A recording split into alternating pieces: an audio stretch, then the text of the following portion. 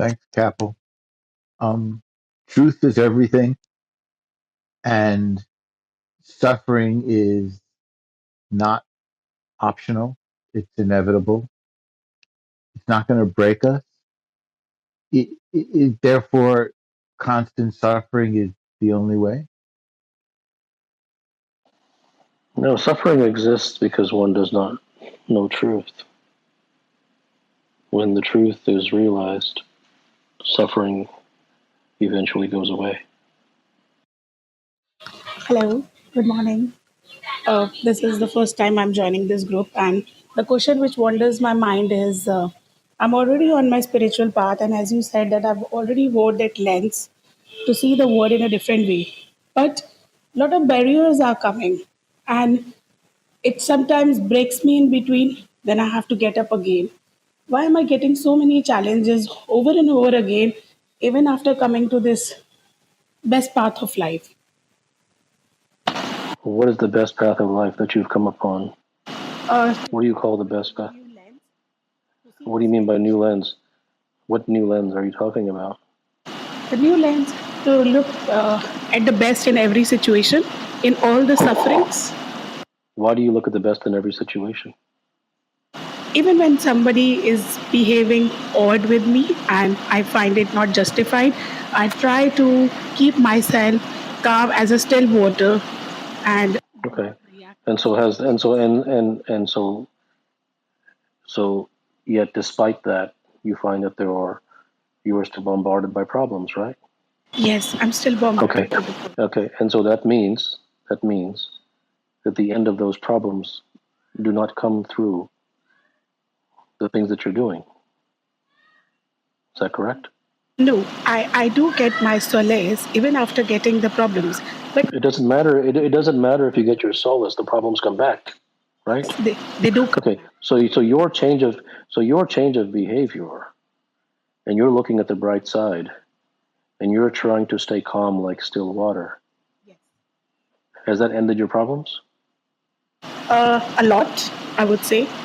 Okay. Then continue to do so. Then continue to do it. Then why would you stop continuing to do that? It stops me. It stops me from following it. It breaks me down sometimes, especially when it's a close one who is coming with a stick to justify or to judge me all the time. And I mean, I understand your efforts, but they will not get you to where you. And you should not listen to what I just said. It's a realization that you'll have to have for yourself. Hello, Siddha. One question. When did you discover the truth? I mean, if I told you it was on a Wednesday afternoon at 4:25 p.m., what difference would that make? At the end of the At what day, age? it's only about you. It has nothing to do with me. Who Will cares? it take? Hello, I just wanted to ask, do Siddhis aka supernatural powers exist? What does it matter? That Uh, isn't the most compelling issue of your life. Therefore, it's just chit chat. Hello. Go ahead. Hi, Kapil. One of the truths that you elaborate upon that confuses me, and I really want to understand, is that you said that all humans are precisely where they want to be. I just wanted to ask: are our efforts to change or our situations self-deception? Can you help me see that? I mean, self-deception is lies in self-improvement. The the attempt to improve oneself and better oneself, and while it may be viewed as noble effort, um, the reality is that it doesn't take anyone anywhere.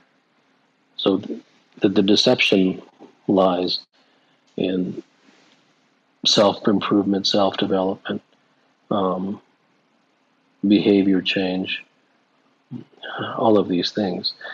One cannot behavior change their way to realization. Hey, thanks for bringing me up. I just have one question. Do you think we're taking ourselves too seriously or not seriously at all? I'm going to put you back to the audience, and then I'm going to speak on this type of category of question. Those who have come to this room, you're welcome here. But if you've come to this room and you have not read any of my materials, and you have not understood where I come from in terms of no prescriptions and no methodologies and no techniques and sort of the lens of my work, there never feel any compulsion to look at my work. I don't recommend it to anyone. I genuinely mean that. But nothing that I say really will make any sense to you. The people who belong in this room are the ones who either wish to learn something and filter it through themselves, or they have already been through my work and therefore they are seeking truth. The questions that I get from the people who have not read my work are very superficial, cosmetic, and there's nothing against the people who ask those questions, but this is not the place for them. They're better off asking these questions in spiritual forums and in self-help areas, and maybe asking therapists or whomever they are moved to ask. This is not for you. So if you have come here unvetted, unself-vetted, you're welcome to listen if you wish. I'm not sure what you will get out of it, and if you do, only you can answer that. And if you do, that's great for you. But if you have not read my work, don't raise your hand.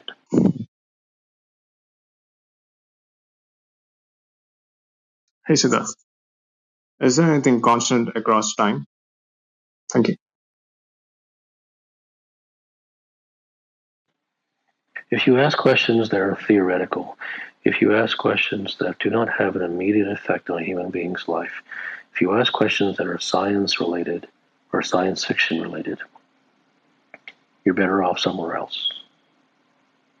This is for serious individuals. This is for sincere individuals who have a sense of desperation in their lives to seek the truth. Sitting back in your high chair in front of your PowerPoint screen, this is not for you. Hello, how are you? Good evening. Yes.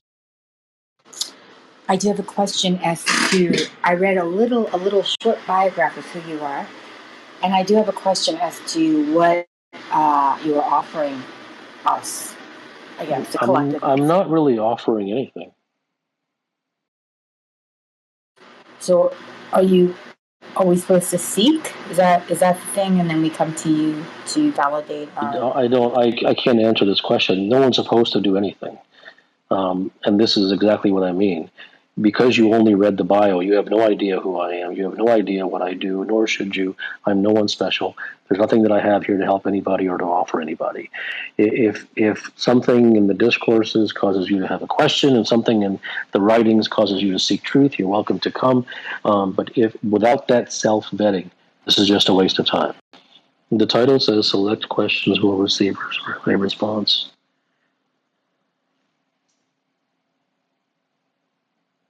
Any question that is not genuine, sincere, and vetted will be sent back to the audience. If you are invited on stage, you may ask your question. Namaste. A few months ago, I read a tweet of yours, which I couldn't really quite understand. The tweet is, "Hope has no place in a sincere man's life." What happens if there is hope in a sincere man's life?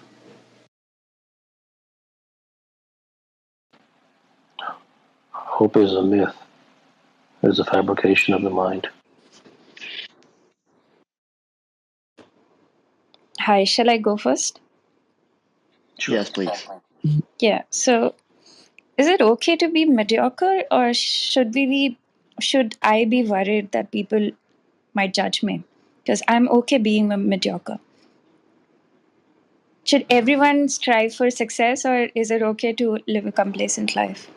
There is no should and there is no okay. Hello, Doctor. Thanks for having me and thanks for hosting this.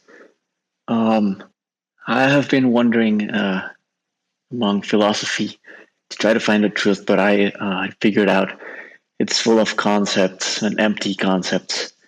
I'm just wondering, is the truth hidden between these concepts, or No, truth is above? beyond all concepts. All you will find in spirituality and all you will find in self-help and all you will find in the world and all the experts is concepts. That's all that exists are concepts. And the truth is not conceptual. It is for that very reason that the intellectual can never know truth, because truth is beyond the mind. And for the intellectual, God, for the intellectual, the mind is as God. Hi, Siddha. Why is the truth not obvious to all human beings? Yeah, that's a very good question.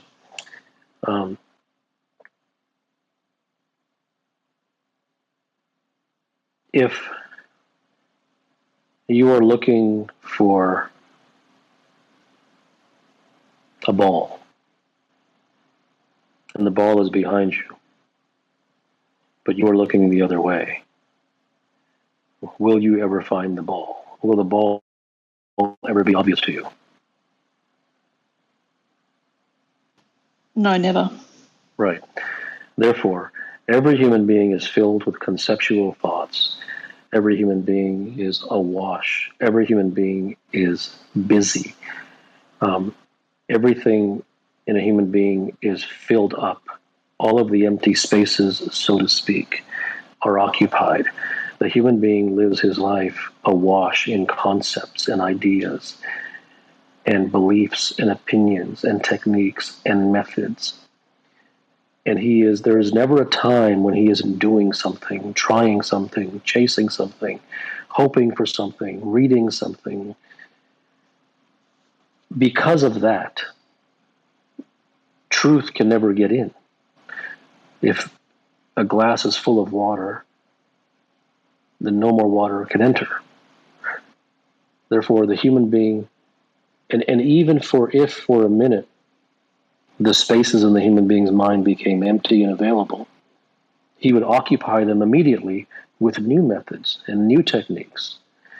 He is so completely smitten and conditioned and brainwashed by society to look for the how-tos and the methods and the techniques and chase this and chase that, that the truth can never possibly be obvious to him, number one. Number two, the truth tends to be hidden practically, strategically, in places where no sane human being would ever seek to look, would ever think to look. And the only person who would is the person who has recognized that it cannot be found anywhere in society. Thank you. Hey, thanks for having me. My question is, how do you find the true and peace or freedom when you're completely psychologically broke? There's no how to find these things.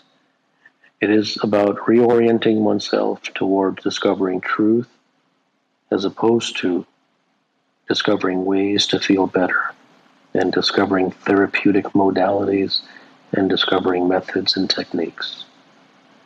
That's the shift.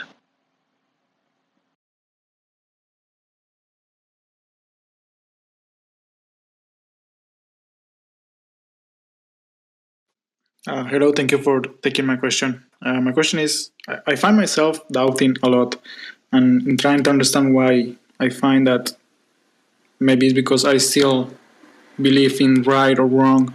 So I was wondering if that's the only place from where doubt comes from.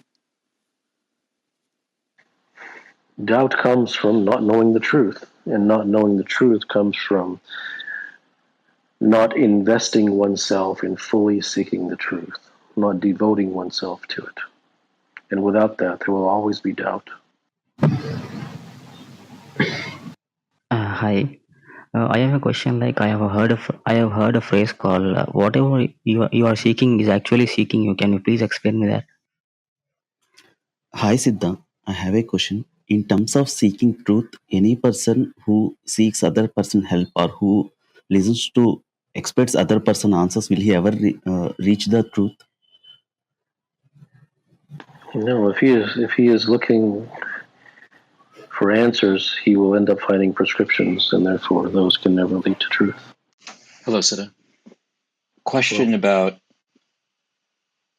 as you learn, so as you let go of the human to become art, how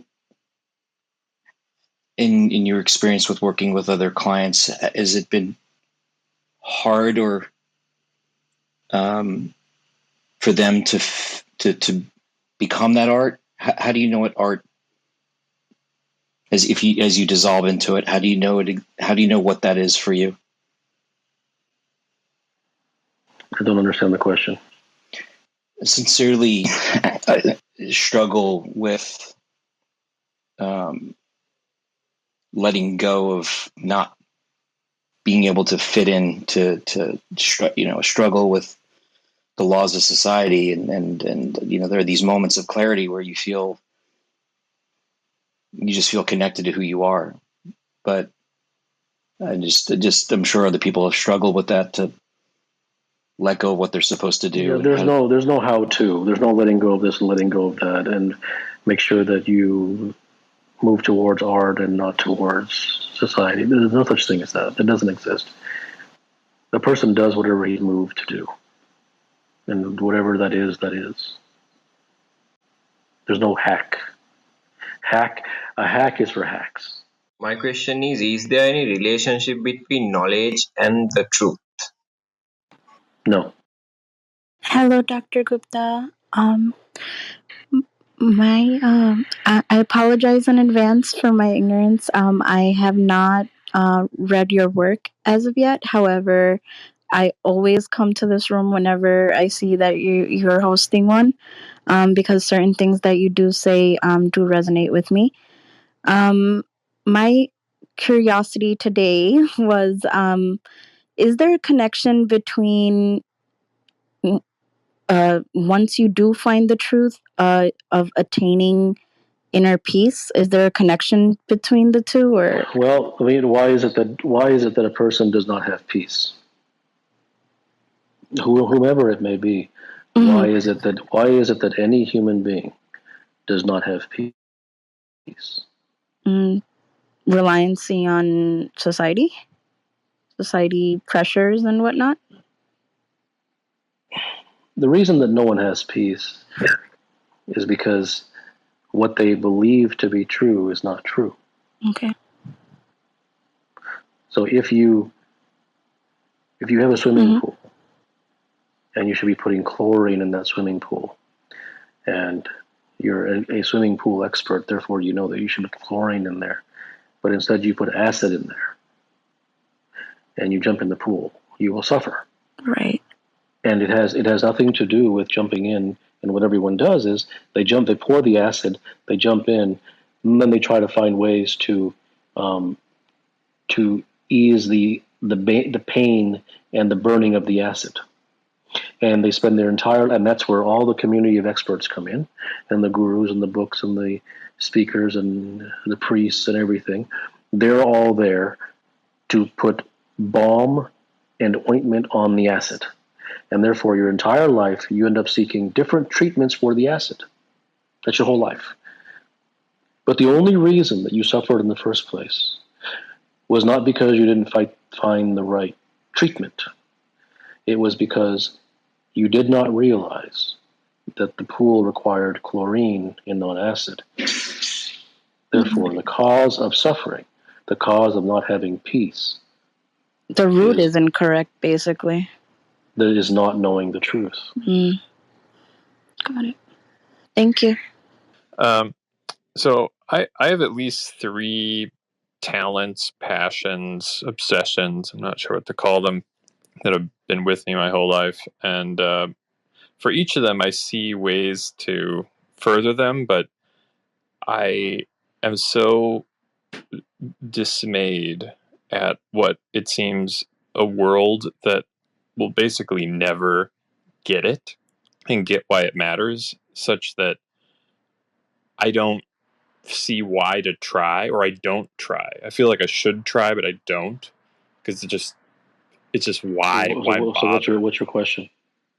So, can that be a correct assessment that one's talents just don't find a place in the world?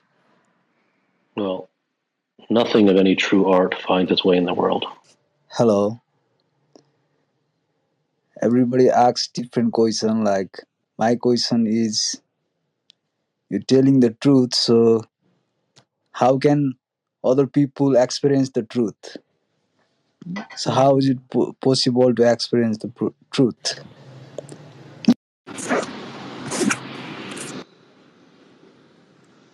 Hey Siddha, just want to ask about the life. Hey Kapil, thanks for having me up. Just had a quick question. So I see from the moment a child is born onto this earth that it is almost inevitable that they are born into illusion, and some very small percentage of people actually are devoted to truth, whereas some aren't. Why is it that a human being is inevitably born into illusion in ways where their parents put on their beliefs or whatever they have, whatever they want the child to be like? Because they're not born to a Buddha or a Jesus. But if they're born to a Buddha or a Jesus, wouldn't they just be putting their conditioning onto the child, even though, for example, No, they a have Buddha truth? or a Jesus would not be putting their conditioning, because those were masters who had discovered the truth, and the person who discovers the truth has no need to condition anybody else. Hey, just had a quick question. So, isn't truth for the most part very subjective? Don't we go by the benchmark, which is majorly set by this? Hi, Siddha. Can you hear me? Okay. Yes. So, Siddha, I have been experiencing, you can say, awakening in the terms of modern spirituality, but I have started to feel that nothing exists and I am a pillar of light and this is all a dream. Nothing is bad, even if something seems bad. And I'm desperately looking for Guru. Like, I'm so desperate, I dream of it. And I just don't. Why would you be looking for a guru? Because sometimes I feel I'm going crazy. I don't see, if somebody tells me that this is bad, I don't see bad. And I feel instead of heartbeat, I'm vibrating. Sometimes I'm in high vibration, sometimes I'm in low vibration. And I can jump from one place to another place, hop countries, universe. It's crazy how Then I'm why would you feeling. need a guru? I don't know what's happening to me. I don't fit anywhere. Like, I cannot get into conversation with people. I feel they won't understand what I want to talk, and I cannot do the conversation they want to do.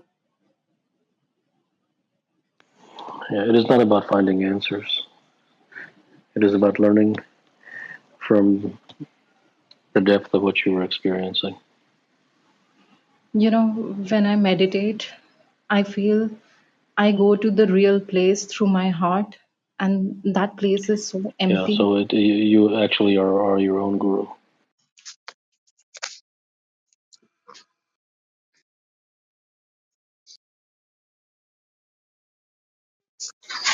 Hi, good morning. My question is how to build a trust for oneself and so that we can manifest that outward also.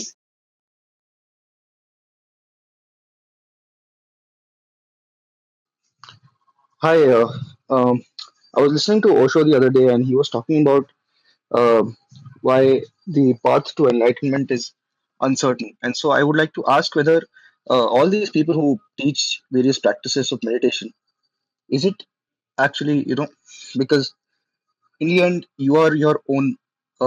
You're with yourself. What's your question? I was asking, the need for having a guru, the need for having a certain mechanical practice. Like people have meditative practices. So does it lead anywhere, or is it just fake practices? All methods lead only to more methods. Hi, Siddha. It's been said that the truth will be revealed in front of our eyes if we drop our baggage that we're holding on to.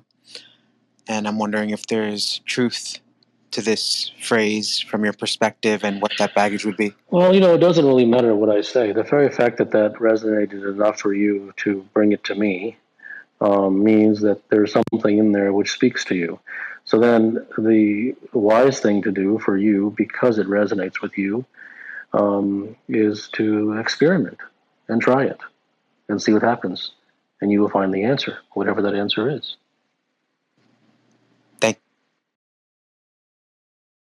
Hi, Siddha. I just wanted to ask, what's the purpose of this life? Why do I live? There's no purpose. Hi, I wanted to ask.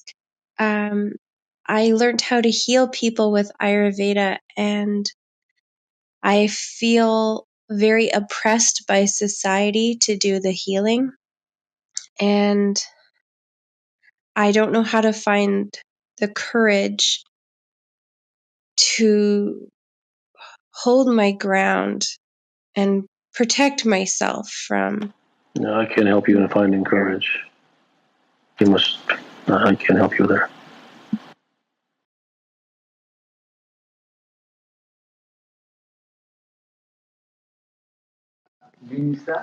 All right. There is no purpose of life, as you said before, but there's a purpose. Thank you. I have no question to ask to you. Thank you so much. Uh, Hello, doctor. My question is, in like one stumbles across so many realizations while they're going about their experiences. Does the truth seem markedly different? Like how would they know if what they've realized is the truth and is different from so many falsehoods that they have been encountering all their lives? Because it is not intellectual, it's not a belief, and it's not an opinion. Thank you.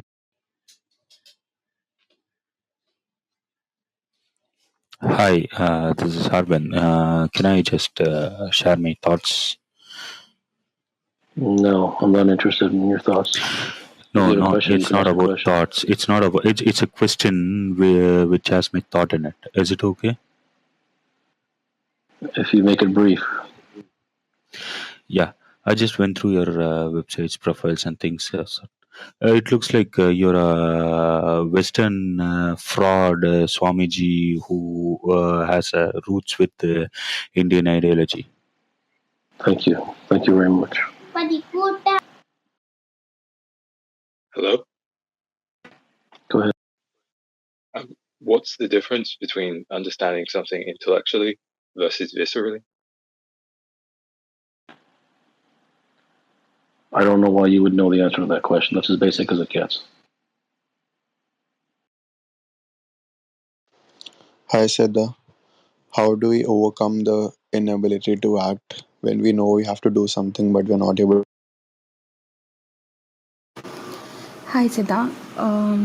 So there has been so many times that I wanted to have asked you a question, and every time that I've thought of a question, the question either dissolves or I somehow have found the answer to it. But today there's something that I would want to ask.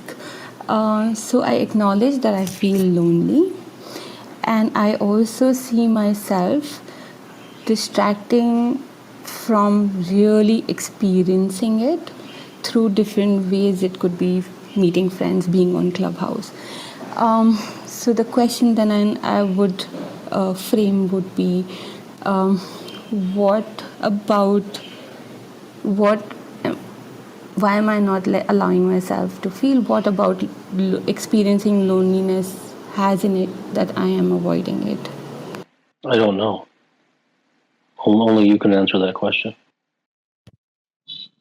Hello, Siddha. Pranam. My question is that is it free will or our destiny that govern our lives? It doesn't matter what governs your life. It only matters what you really want out of your life.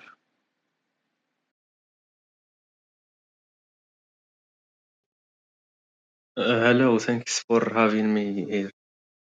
So, my question is good faith in people and future is the truth. Am I right? I couldn't hear you. I'm sorry. Yes, I said good faith in people and future is the truth.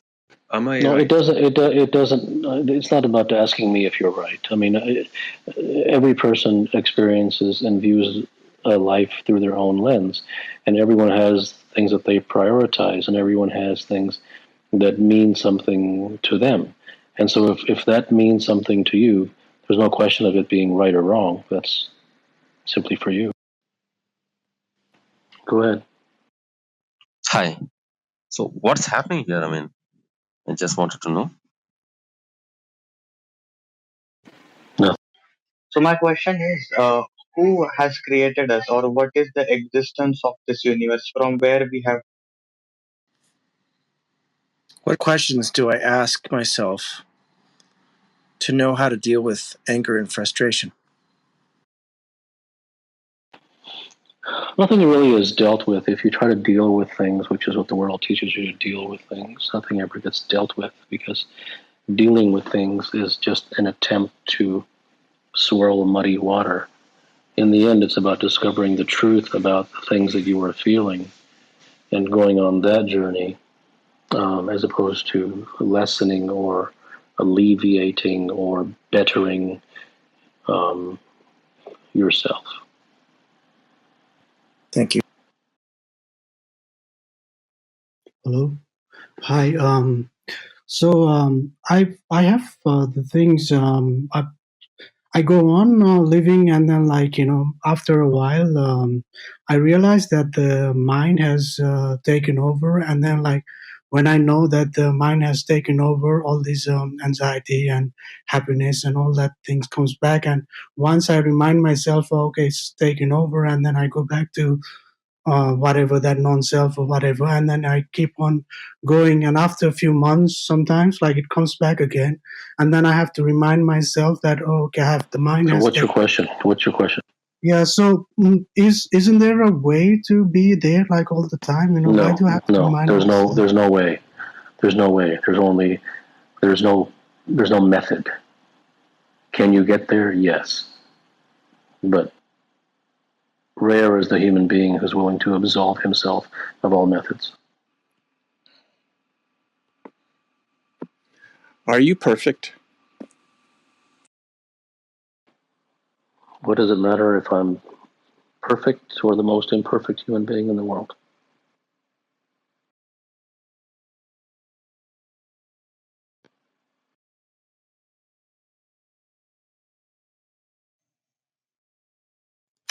How do you achieve something without methodology? Well, you're not ready for that. You're not ready for that because you believe in methodology. Therefore, anything that I say will bang into the wall of your beliefs.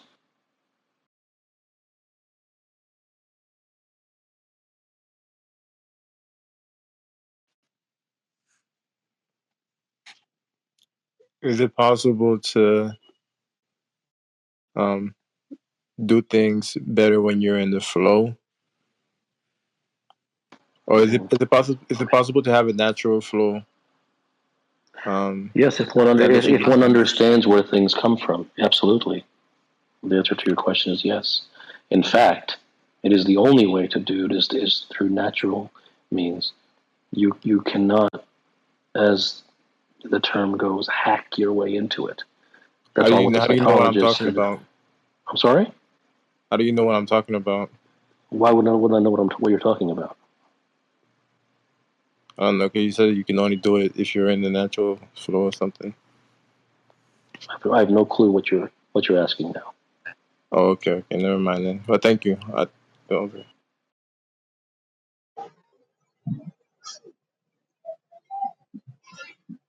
Sir, can I ask the question? Yes. Padmanabhan, what is the criterion for your decision making? I'm sorry? What is the basis for all your decision making? I don't make decisions. Hello, how are you? My name is Emerson. I'm from Live, Peru. In body and spirit, is it not all just but one thing?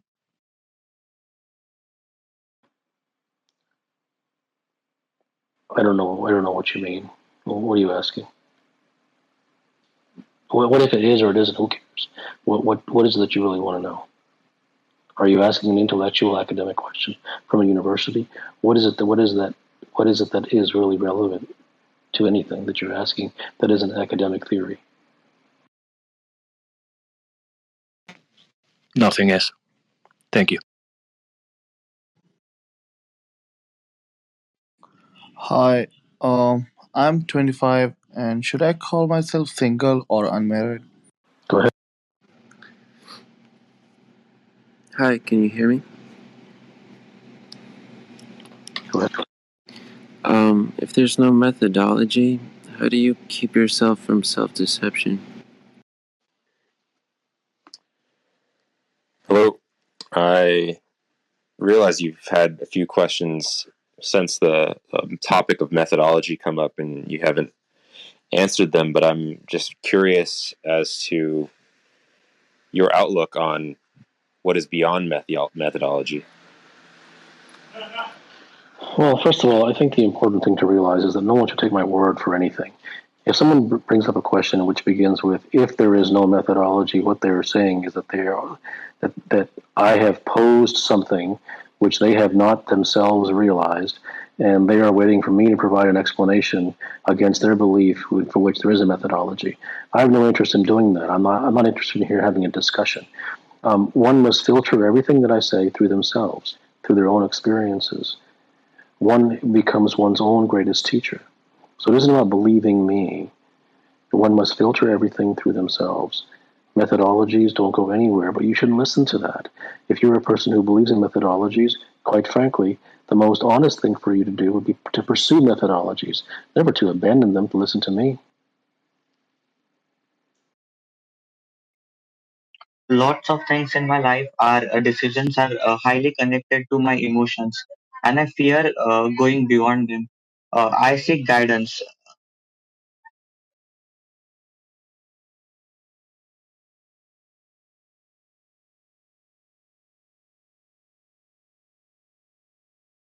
Hi. Do you have any thoughts or tips for meditation? I don't subscribe to meditation.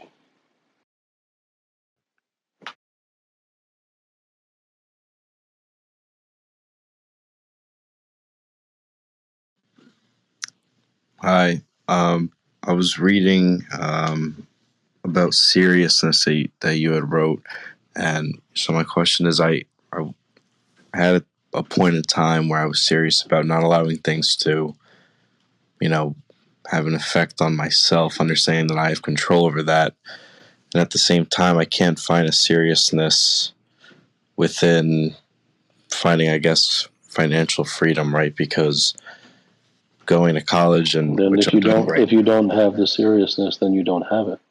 There's no way to manufacture it. Hey, my guy, I had a quick question for you. Do you? I subscribe to by math. I don't know if you watch a YouTube video by they did a math equation and said that there No, is I a haven't. God. You do not. All right. All right. There was they did a math equation and said that there is a possibility. There's a like a great possibility that there's a God. because there is no way that the earth was created and the sun is a perfectly, away from the earth, so we don't burn away. Of course, we're not cold enough. Yeah, I'm not sure I'm the best person for this. I think that you can find someone else who would be more suitable for this question. Yeah. Hi, Siddha, can you hear me? Go ahead. Hi, thanks and appreciate your patience with all the questions that you're getting. So I have a two-part question. I'm the seeker, still seeking the truth, and I appreciate you saying, none of the truth matters unless you find your own truth. All the 7+ billion people, a lot of people will die without seeking the truth. So what is that you have to say for those people? What happens to the life after death? Because I have not experienced death. I don't know what happens to life after death, and I'm not even interested. I'm only interested in life. Okay, so what is your perspective about people who will die without seeking the truth in this lifetime? I have no perspective. That is the reality. Okay, thank you. Hello. My wife passed away early of breast cancer at the age of 39. How I'm do very I sorry to hear deal that. with Thank you. How do I move on from death so I can start living life? And I cannot tell you how to move on. There's no lessening of sorrow. There really is. Any attempt to make yourself feel better about it will only exacerbate your pain. Thank you very much. There is nothing to tell any human being that they should do this or they should do that. No human being should seek truth. No human being should not seek truth. Pursuing methods and techniques will lead someone nowhere, but no human being should listen to that either. It must coincide with their own experiences. All things must be filtered through one's own self. To listen to someone else in order to find the answer is to invite illusion. Human beings are fundamentally unhelpable. They will do what they will do. When someone is ready, they are ready. And when they are not, they are not. When a human being is ready for the truth, they will open themselves up to it. When they are not ready for the truth, they will seek prescription. This human life is an opportunity to discover truth. It is not a good thing. It is not a proper thing. No one should do it, because there is no should. But in the end, the truth is the only thing there is.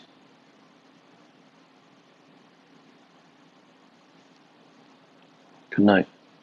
Examines it from the standpoints of events and circumstances, and then he grades it according to the positive and the negative things that are happening to him. This is a very small life. This is an entirely limited examination. And such a thing is not living at all. There is no compulsion to live. There is no rule or law which states that one must live in a certain way.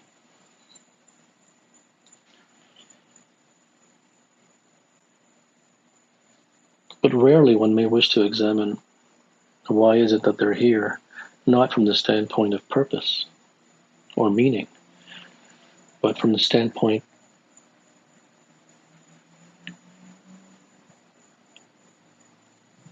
of the nature of their daily existence. The human being ends up living his life in order to do chores. Domesticity is, in many ways, a criminal affront against the natural state of a human being. And while from a practical perspective, things do need to be done in order to live in this world, things that may be rather routine,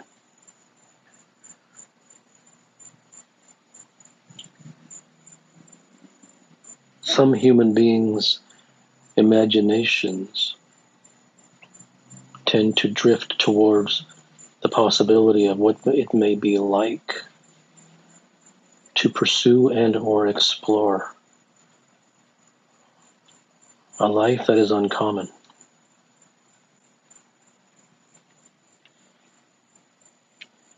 And commonness is perhaps the gravest error of all.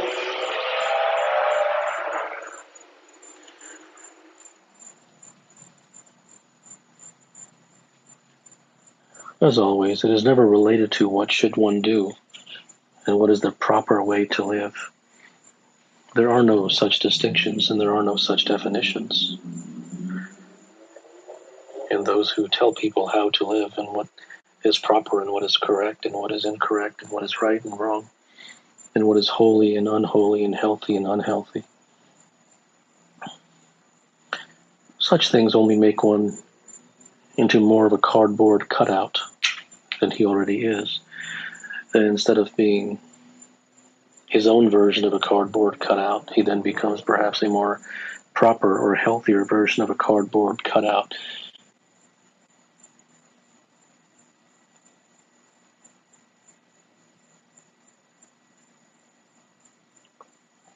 Rarely does one examine, but the rare person does. What is his life? What is it that he does every day? Not that he should be doing something different. Not that he should be doing more of this or less of that. But what is the difference between the way he is living now and having already died?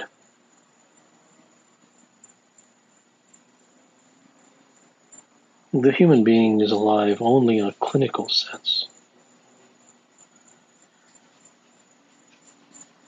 But it is the human being who searches for a life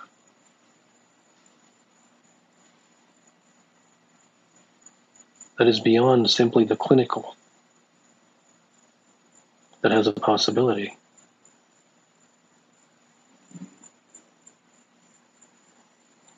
A person wakes up, he does chores, he or she works, makes money, buys things, makes deals, carries out his or her responsibilities. Then the day ends.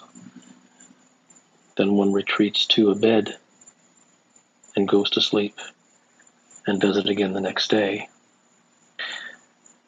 And a cosmetic way to view what was just said would be to say that one should have more fun and one should take more breaks and one should take more vacations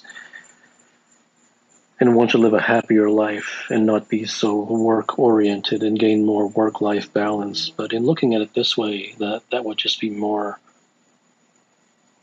chores. Taking a break from something implies that the thing that is being taken a break from is not worth doing.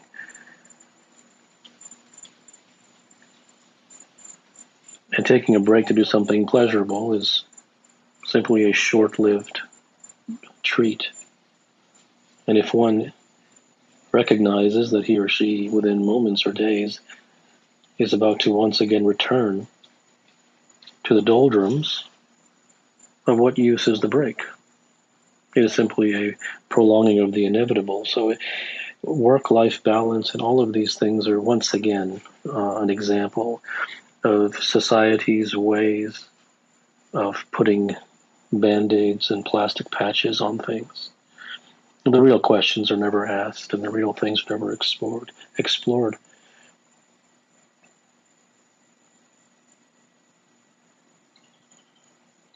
would be incorrect to assume that what is being said is that one should live his or her life, that one should gain more happiness.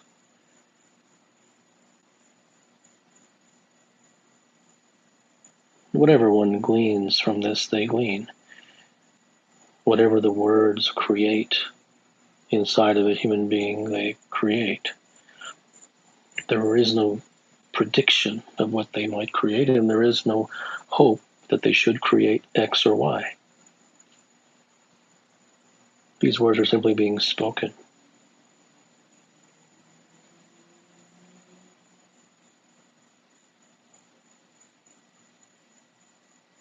The rare person examines his life not in order to improve himself,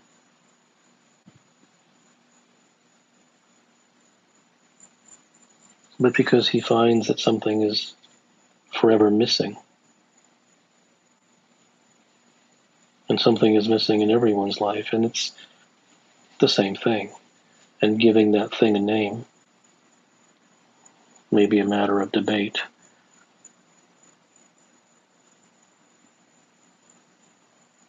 But whether one is rich or poor,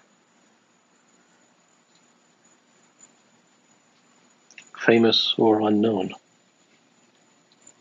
the thing is missing in everyone. Therefore, a serious person examines what that thing is, not to give it a name,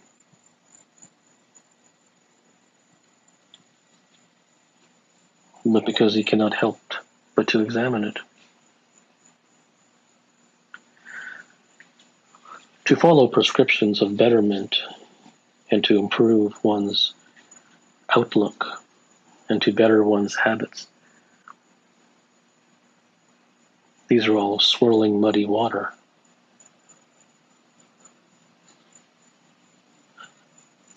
For while they may provide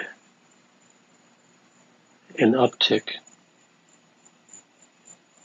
in the number of doses of perhaps happiness that one may gain, no sooner do they arrive than they are gone once again.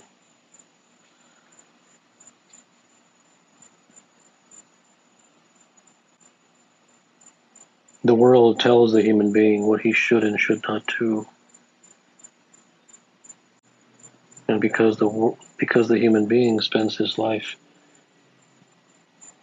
following these tenets, ideals, concepts, and prescriptions, he or she never truly has the occasion or the intent to explore their life. Not from the standpoint of success and not from the standpoint of gain,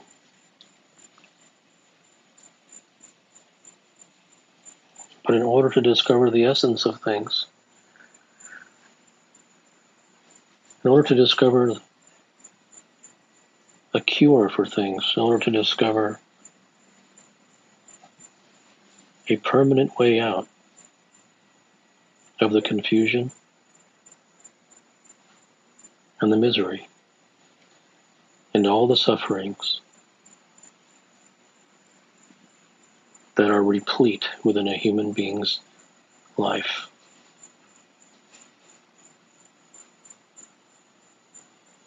There is nothing to do, and there is nothing that one should learn. For to do and to learn implies an ulterior motive, and the ulterior motive is forever short-lived, therefore it has no currency.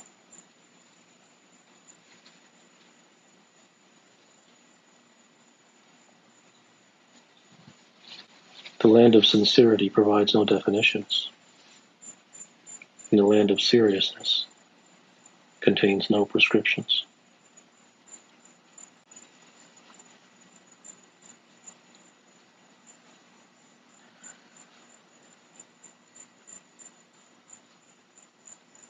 Questions may be asked, the questions that are asked that relate to how-to, or disguised as a how-to, would certainly not receive a response. But a rare question tends to elicit a response, and if it does, it does. And if the question does not, on its own terms and of its own quality, elicit a response, then the person will be sent back to the audience. This is not a reprimand. There is simply nothing to say.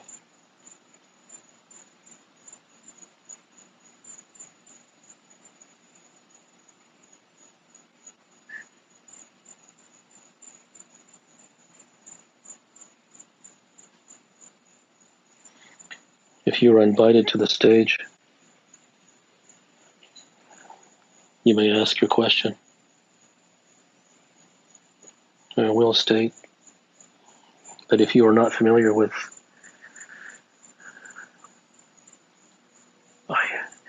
there's a great hesitation to call it my work because it does not emanate from me. It comes from somewhere beyond, through me. But those who are not familiar with it will perhaps have far more confusion than solace. They are welcome in the room, but they will likely not have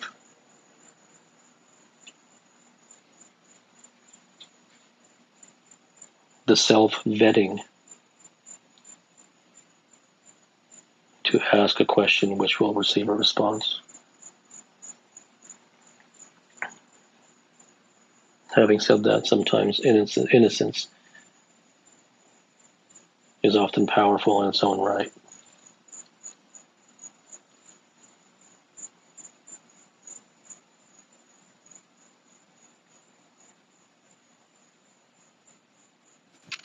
Will the Falcons win the Super Bowl ever in my lifetime? Please tell me.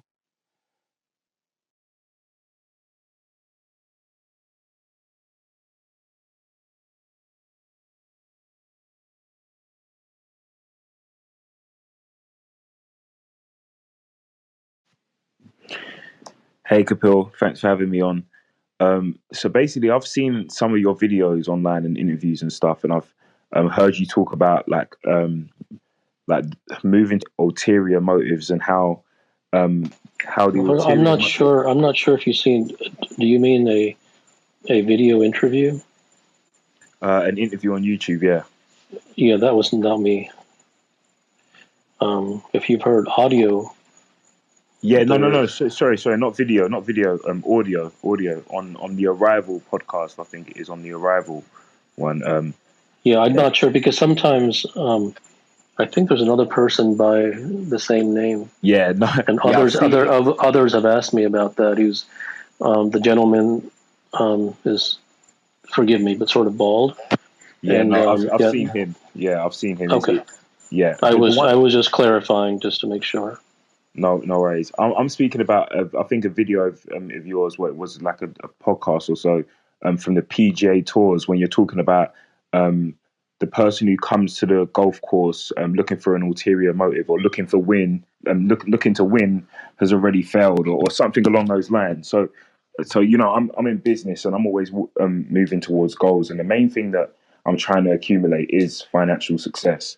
And sometimes in the businesses I'm building, I'm asking myself, because there's an ulterior motive, because I'm looking for financial success, no matter how honest the business I'm building is that the hindrance towards me actually reaching that goal? And well, it is about honesty, and it must be stated that honesty is not a good thing. It is simply there's no rule, there's no morality. But if one is dishonest, they pay a price. So it is honest to say that the reason that one builds a business is to make money. So there is not there. The difficulty comes when people tend to create rules out of my words, and they try to create prescriptions and turn them into some ideal to follow. And there is no right or wrong. And if one wishes to make money, then he wishes to make money. it is far more honest to say that than it is to pretend that one is not. And so I think what you may not understand the answer to this question, and which happens a lot of times, is that a person asks the questions and the truth is given to them, but they didn't have the ears to hear it, therefore they ask it again. And I'm not going to respond again. So I will tell you that here's the truth about what you're asking, and that is that, and you may not have the ears to hear it. I don't know. You'll find out for yourself. The truth about that is that whether you come to win or not, if you do, then you do. But to try to subvert that and to try to deny that, or to try to say, well, that's against the rules, therefore I must stop that, that will lead you to more problems than straight honesty. Okay, thank you.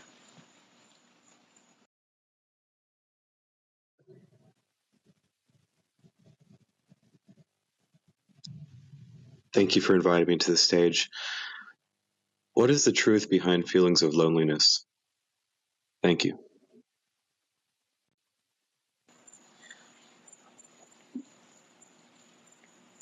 The attempt to stop being lonely, to have other people around, in order to lessen one's loneliness, will only provide temporary relief.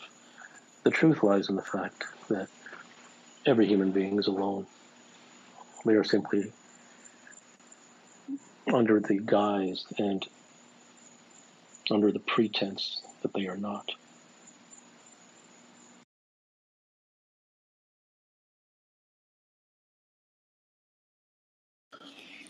Hello, Kapil. Thanks for having me on.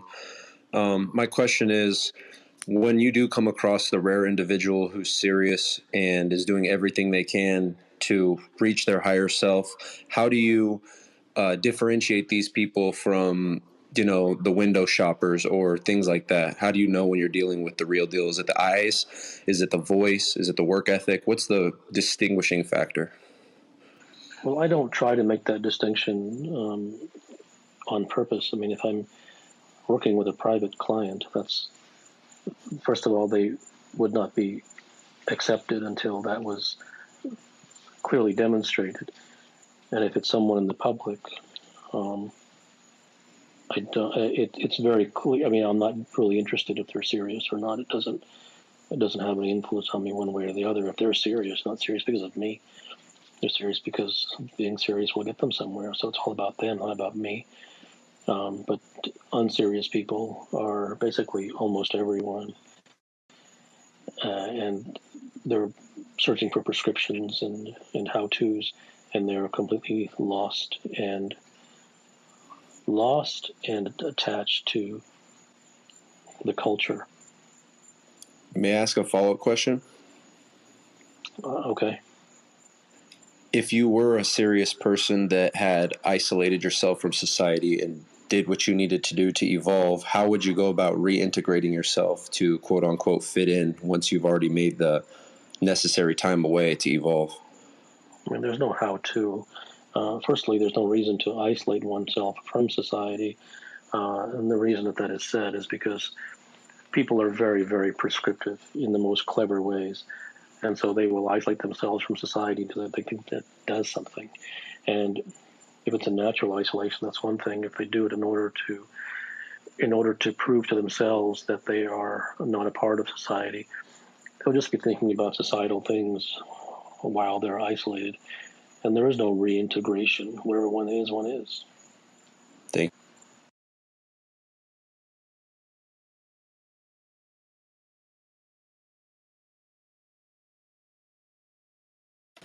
Hello, thank you for having me. My question is, when you're like addicted to a substance or whatever in life, what is your take on how to change yourself and be better, and what's the best way to do it? I cannot really provide advice about that because that's a very multifactorial and involved topic. I cannot just tell someone, well, go do this. But I will say that the very desire to no longer be addicted to something is perhaps the greatest factor which determines whether he ends up succeeding in becoming detached from it or not.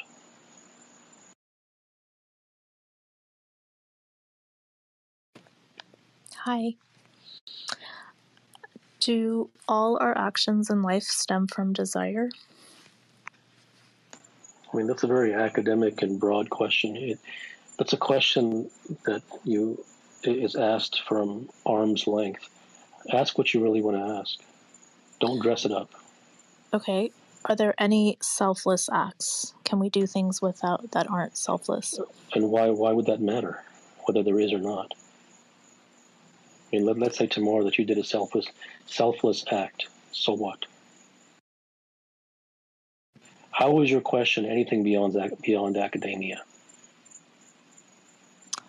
How is it personal? How is it life affecting?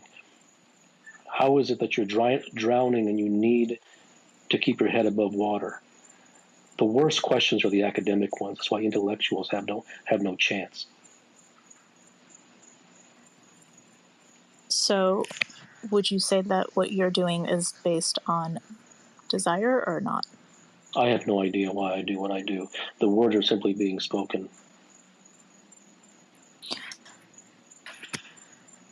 This is turning into a discussion.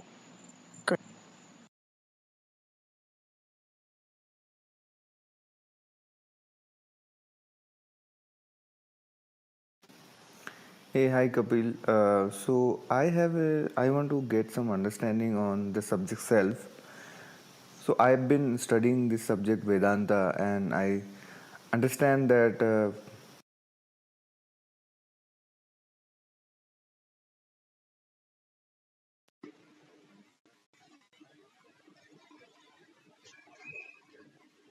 Hi, Kapil. Hi, Kapil. So it's a slightly long question and a personal one. Basically, these kind of questions, what is God and what is the meaning of life? They started happening to me when I was like 10, 12 years old. I don't know why. I didn't know.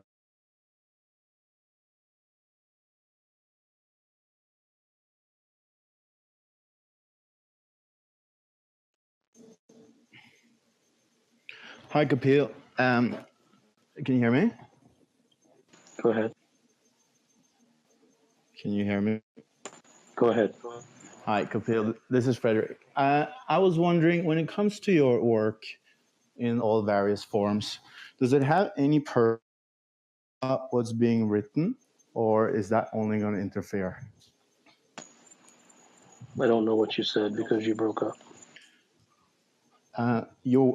When I'm exposing myself to all your different work in all various forms, does it have any purpose to think about what's being explored, or Well, what I will say is this: when you read the words, you may think you understand, and in some cases, you may very well understand.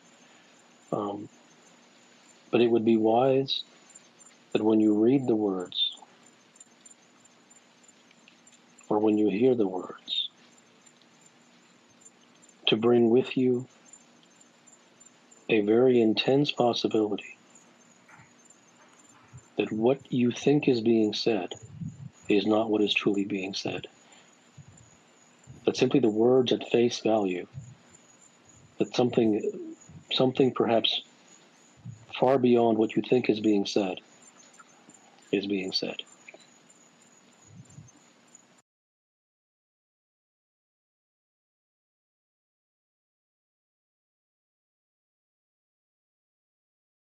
Hello. So my question essentially is, do we construct our morality based on the ethics that are present in the society, or the construction of morality is innate to a person? There is no morality or ethics. Those are societally created phenomena.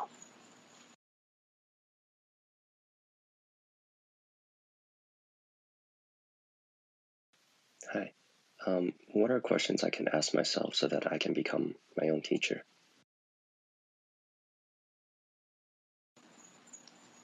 I cannot give you the questions to ask yourself.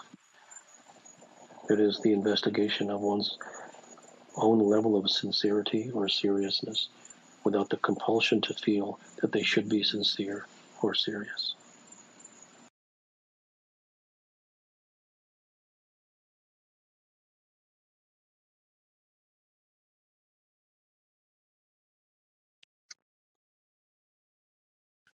Thank you so much for inviting me here. My question was simple that thus one's success can be defined on the basis of how much money they accumulate or on the basis of how much.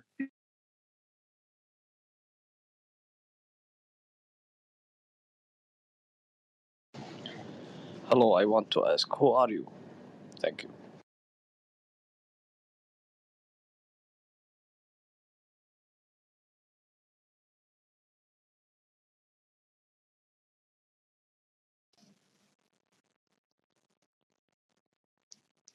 Hey, hi, Kapil.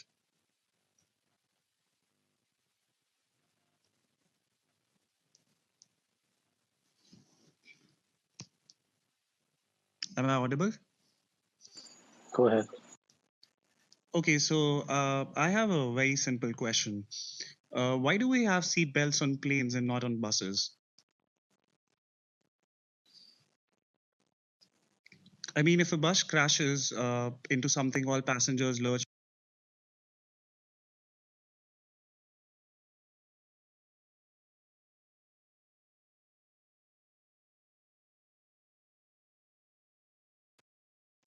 Hey, how's it going? I've been meaning to get into Ted Lasso season 2, but my experience with season 1 just isn't like up to what everyone else was talking about the show. And it's critically acclaimed. It's won a couple Emmys, but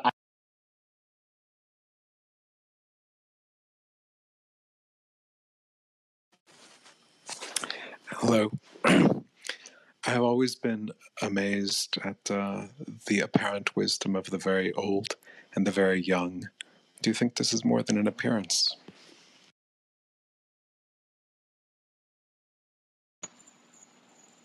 Who cares?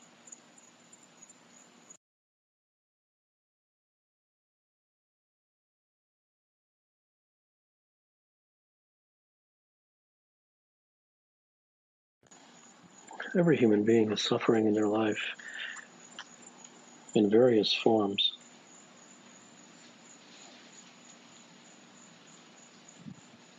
And while there is no compulsion for them to explore their suffering, this is not being recommended. They tend to find every way to waste their lives even further by asking things which have no instant relevance to their life. It literally is like a person who is drowning, but they're worried about their acne because they want to avoid the drowning, and not that they should face the drowning, but it is an illustrative example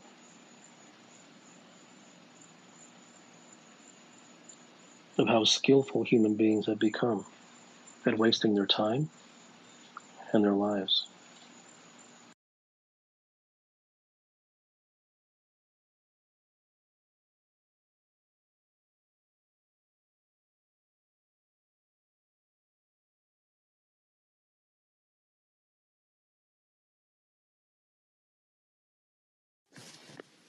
Sede Namaste.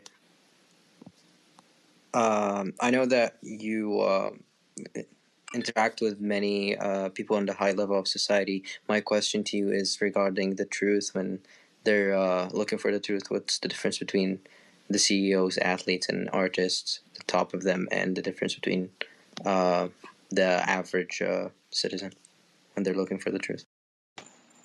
All human beings are the same. One's real worth comes from one's level of sincerity and seriousness.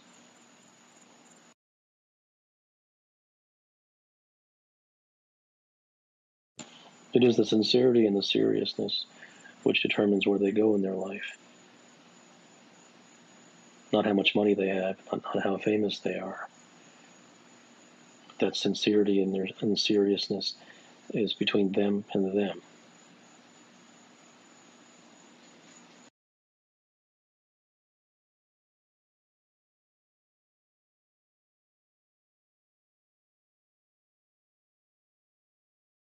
Kapil, thanks for adding. This is a question that bothers a lot of us youngsters, especially me, but you haven't spoken much about it. It's about sexual obsessions and fantasies and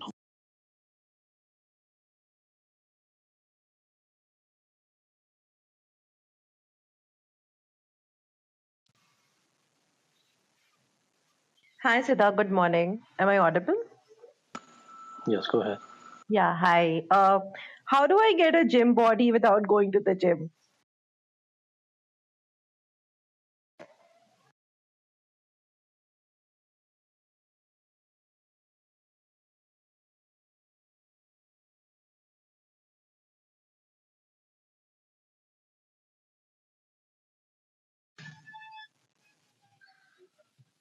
Hello.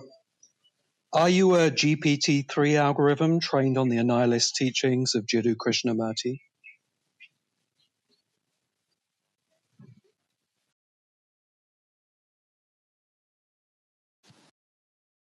What do you think determines someone's value?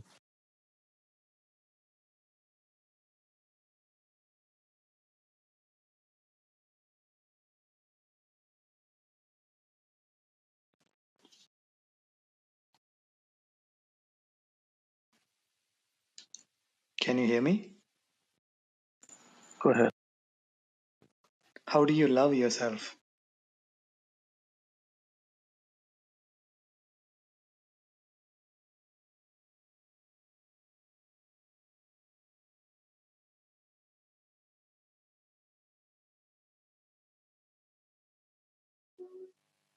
Hi, can you hear me?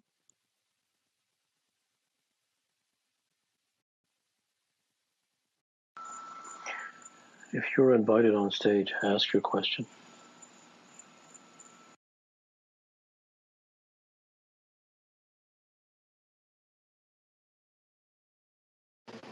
Hi. On rare occasion, when I'm in nature, in silence, sometimes it feels like ancient words of wisdom come through in audible format, but in my mind. And I was wondering, what is that?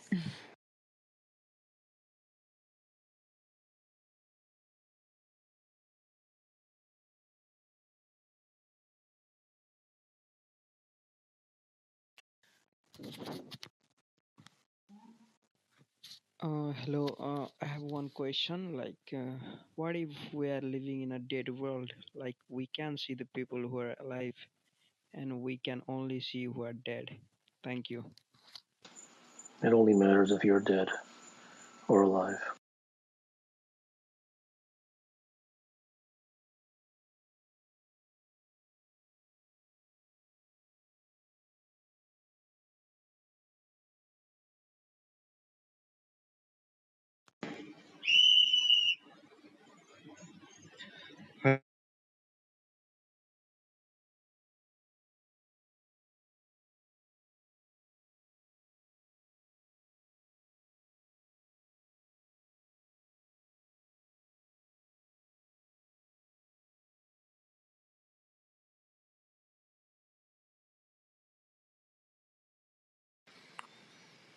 How does one evade the constant cycle of despair, followed by motivation, achievement, destruction, self destruction, and then despair?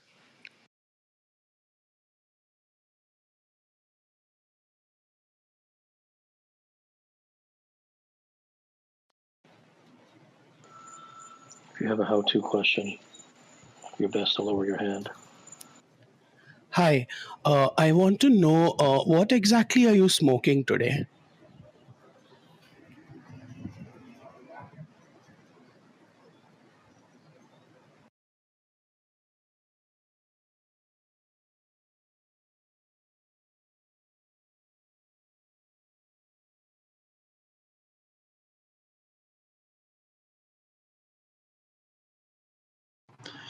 Hello.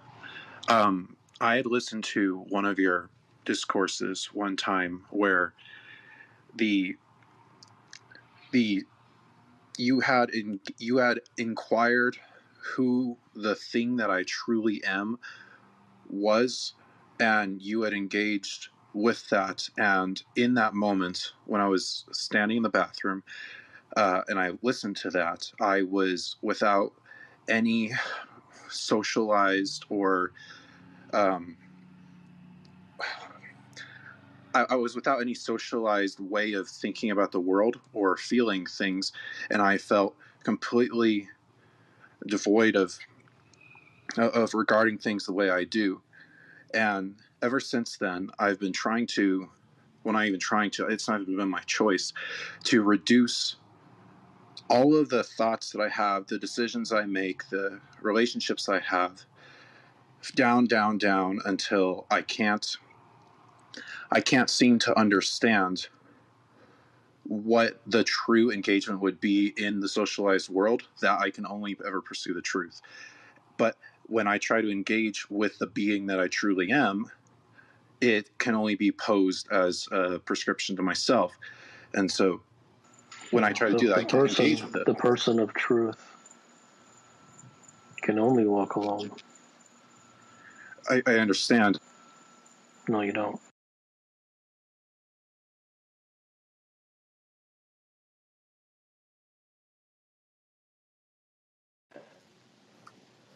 What is the absolute truth?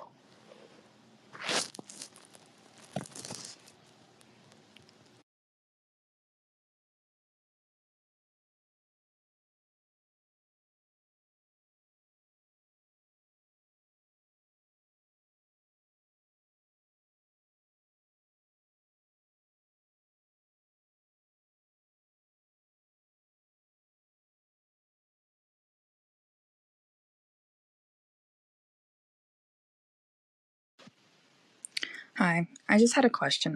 How do you do what you do?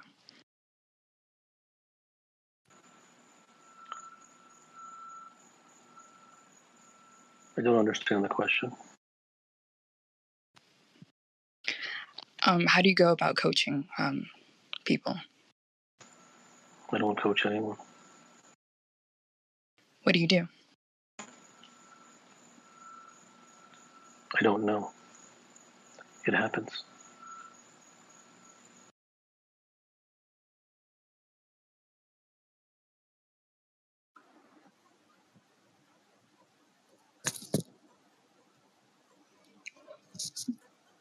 I'm audible.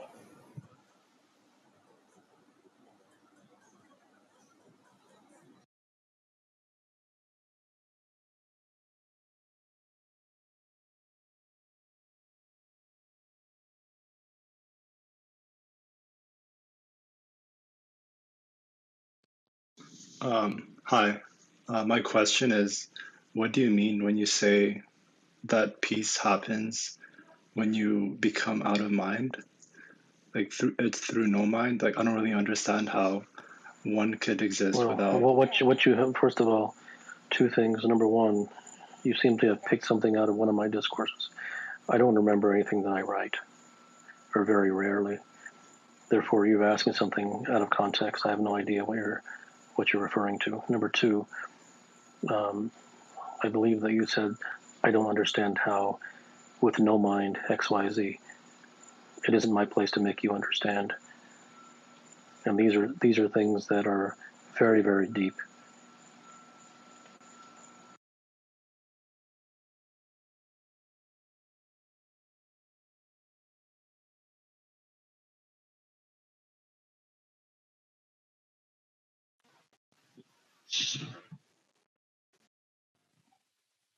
Yeah, audible. I wanted to ask that while you're being effortless, while you're following the truth, while you're impulse to do it and not just prescribe, does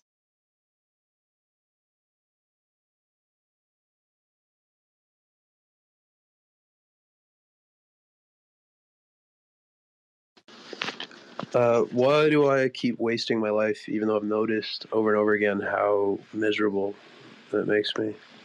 That's a question for yourself. Okay.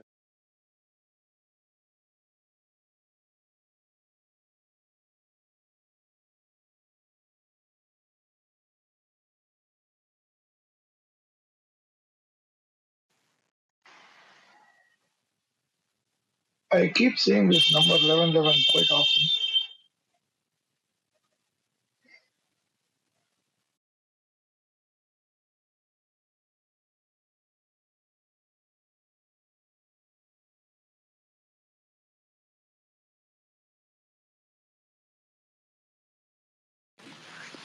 What do you get out of being on Clubhouse?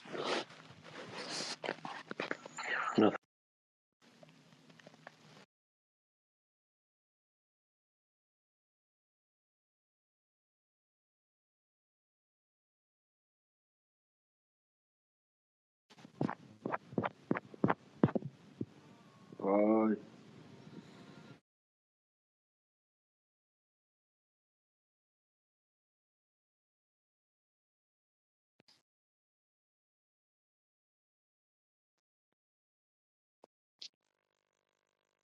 Hello.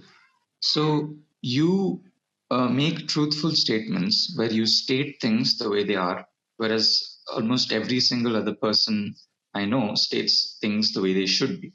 So in the journey towards understanding where things come from, the source, as opposed to how to do it, what does one obtain and what does one remove by stating things the way they are? Thank you.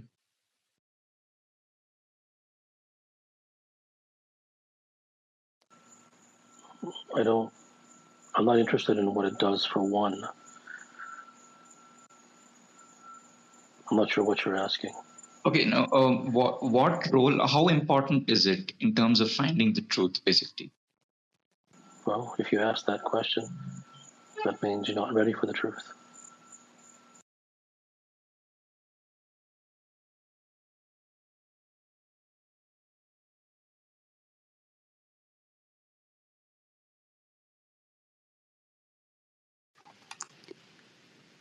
Hi.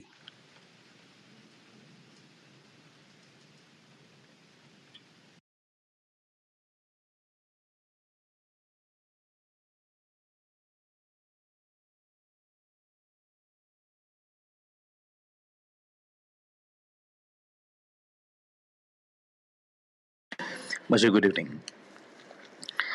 When you know there is a constant exposure to truth, we get to know about a particular thing. We arrive at a particular place. What do you mean by that constant exposure, sir? Is that I always is that I always be in a no? I always imbibe myself where the goals are, where I want to arrive, or the system where I want to arrive. What is that, sir? Constant exposure to truth. What does it mean, sir?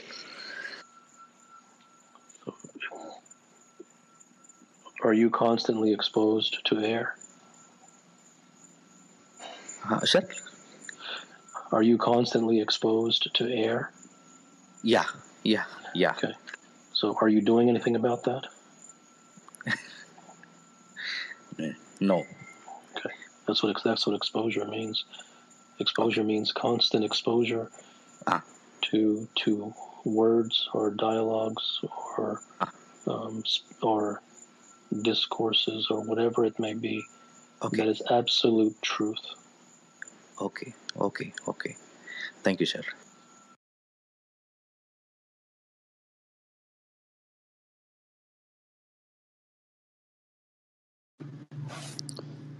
Thank you for hosting this. I'd like to say that sometimes I let anger get over me and it just happens. And I feel really bad afterwards. Like, I should have not done it. It's unacceptable, but it just happens. And do I have to accept that as a reality? Is there any other alternatives to this? No, there's no prescription for that. All right, thank you. To pursue the attempt to become less angry will only lead you further down into illusion.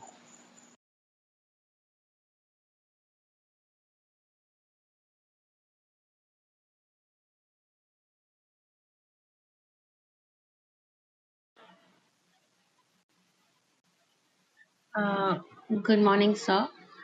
So, my question here is I know clarity comes from inside, but is it okay to just search clarity from outside at times when you are not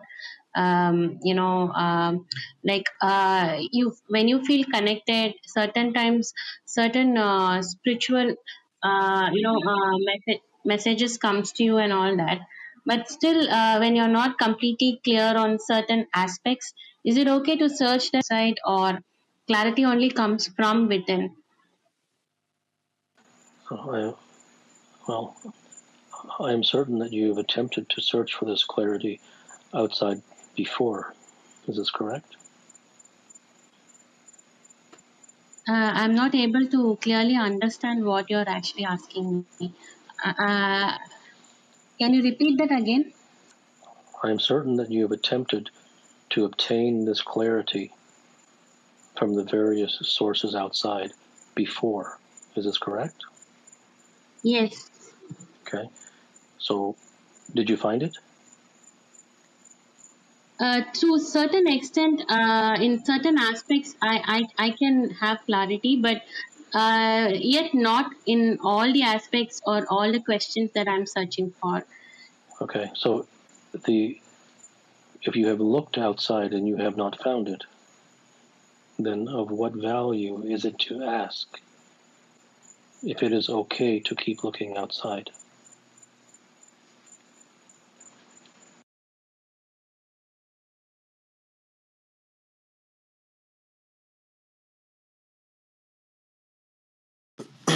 Hey, Siddha. Thank you for bringing me up. What is the deepest desire that you've had in your life?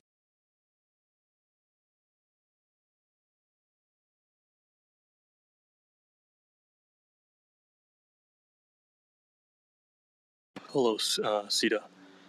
Is life purely phenomenal or purely intellectual?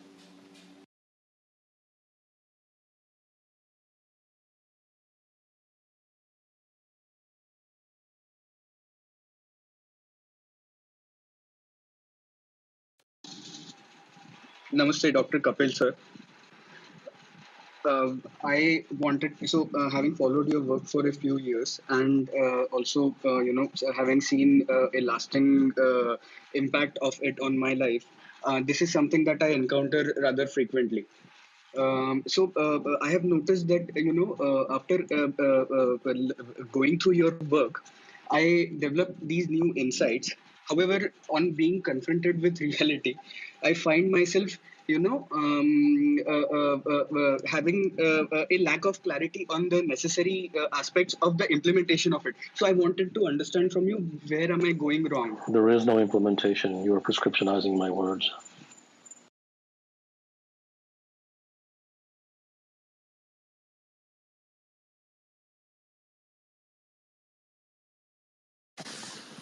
If one has exposed themselves to your work and the forms that they have available to them, and found some additional suffering as it's broken pieces of his life, yet they don't find the sincerity to change or to consistently pursue truth, is that individual doomed? I think you can answer that question for yourself. Um,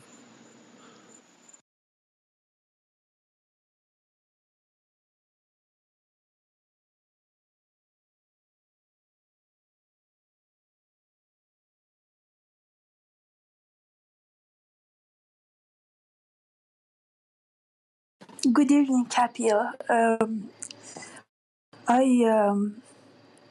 After years of being like very goal oriented, trying to be helpful to family and friends, and try to be,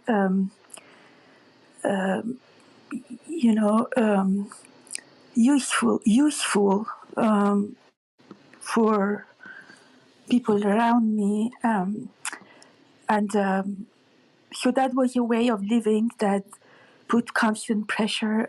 And now that it's been maybe 6 months, or that I kind of separated completely from everything that I had before. It's like now life, I feel like it is a huge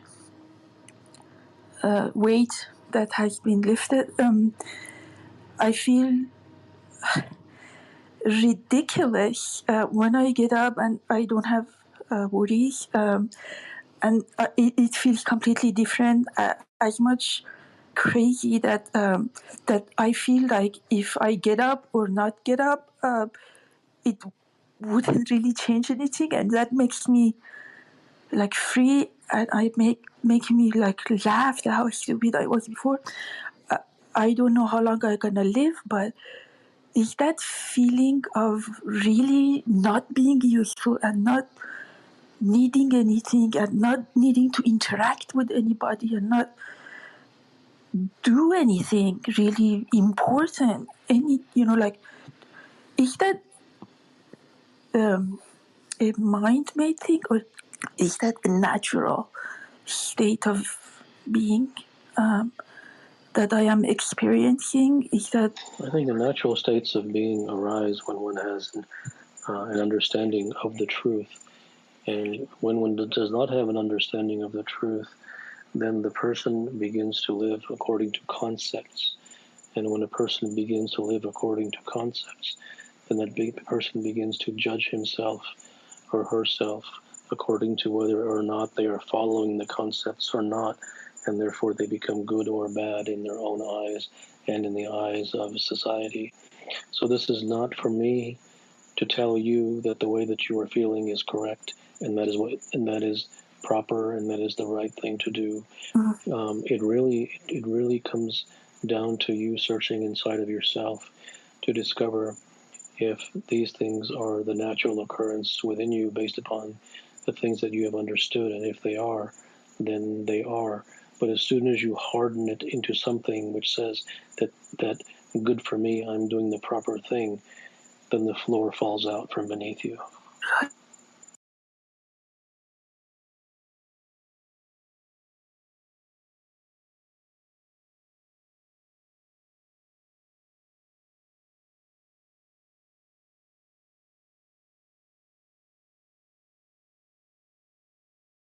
Hi. You said something earlier where you mentioned the person of truth can only walk alone. So I'm wondering. I don't know why it just spoke to me. So I'm wondering, what is a person of truth? I understand honesty. I understand speaking truth or thinking truth. But Well, a what do you person of mean? truth, there's no dictionary definition, but when from a just in this vernacular, what I'm speaking about, a person of truth is an individual who is sincerely, not and unconditionally and non-prescriptively, without the banner of self-help or self-development or the poison of spirituality, is for whatever reason devoted to discovering the truth.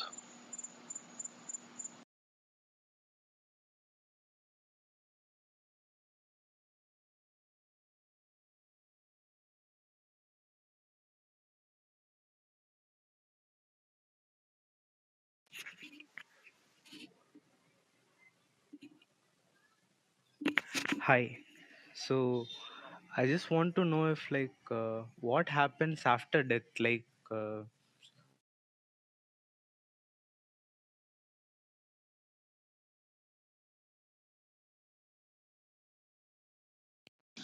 Hi, I just want to know, why does the mind seek pleasure?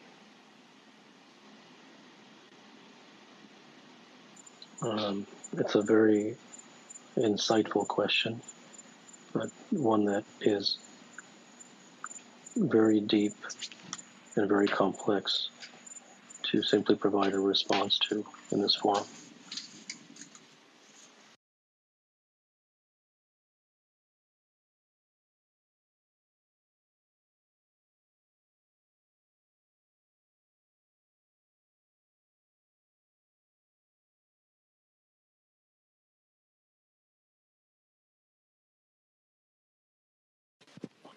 Hello, Siddha. My question is, so I believe what I see is what my mind creates. So if I change how my mind sees the reality, with my own form of reality, my mind can change much. And if it does, would that help me a lot to the truth? No. Thank you.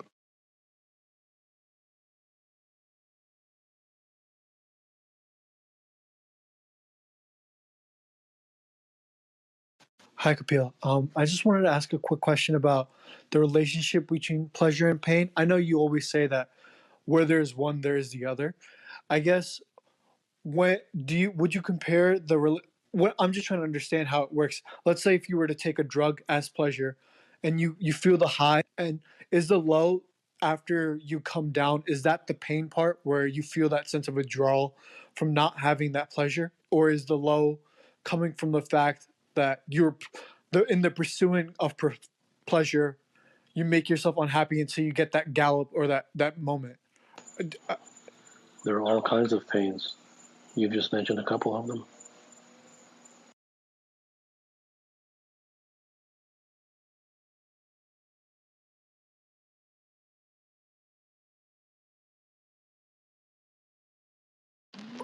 Hello, I have a question.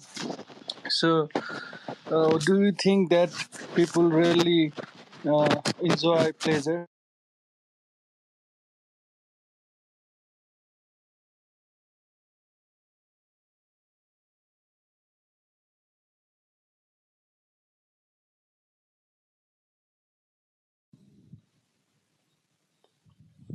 Hello, Kapil. Um, I've been reading your work for the past 3 months, and before that, I've read Osho's work since I was 17. I'm 23 now, and whenever I read these Osho's works and your works, I've seen truth, yeah, and I was able to resonate with whatever was said. It was only when I read your work that I had a deeper understanding of the truth, and what I had a much deeper understanding of the truth from your work, and this realization, which had always been there, it hit me even deeper, that the mind is a constant chatterbox, and it just doesn't end. One thought after the other, one thought after the other, and I really don't see I don't see an end to this, like, because it's been long, and I really don't see an end to this. It's a very, very, very, very I wouldn't say painful, but it's just not the way to live life.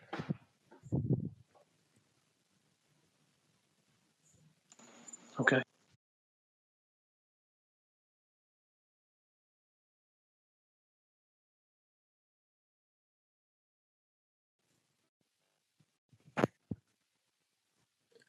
Thank you for the opportunity, Dr. Gupta.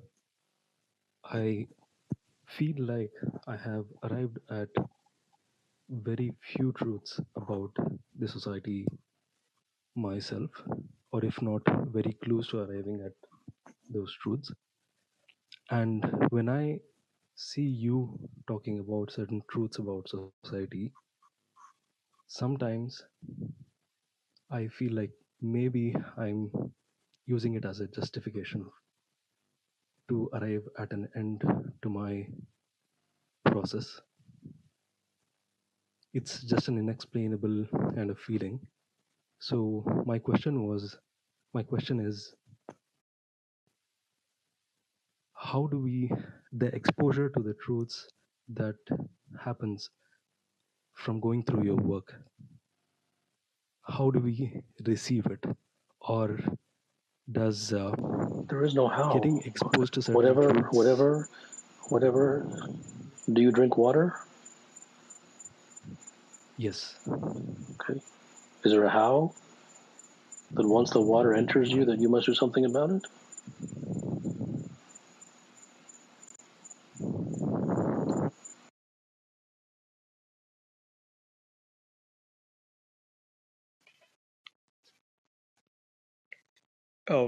Hey, Kapil, thanks for bringing me on. I wrote down my question because I'm already kind of anxious right now. My question is, what's the truth behind the anxiety which takes over my mind before starting the easiest of tasks like cleaning my room or doing my taxes, despite knowing that there's no one to Yeah, it's judge me? perhaps one of the most pervasive diseases of mankind is anxiety. Um, Perhaps the more insidious disease is trying to find a how out of it. No, there is a cure, but it does not come in the form of a how.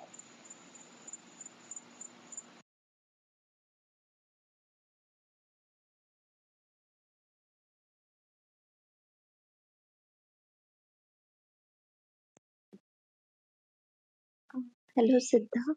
I want to know if there is no how and there just is, then whatever is happening, whatever it just is. Everything is complete within itself, no matter what is happening in the moment. I think that these are things that you're talking yourself into. I don't believe you have a real question.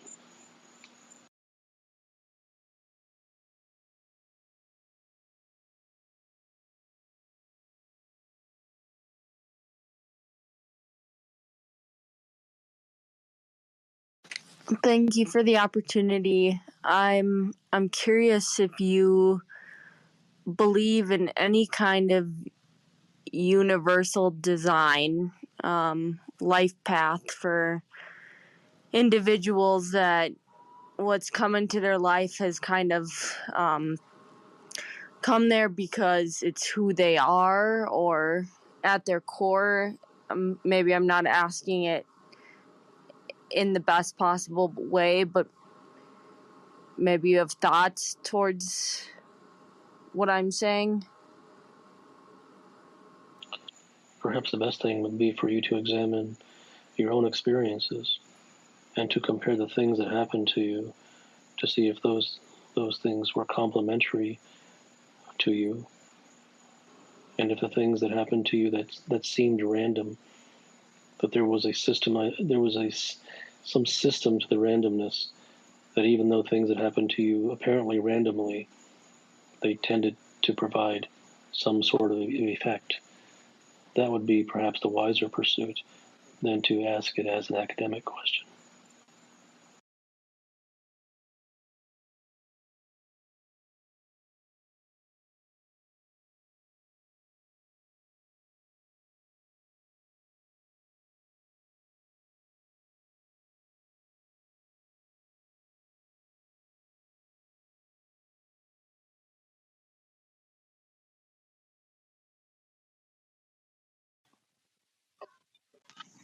Hello, Kapil.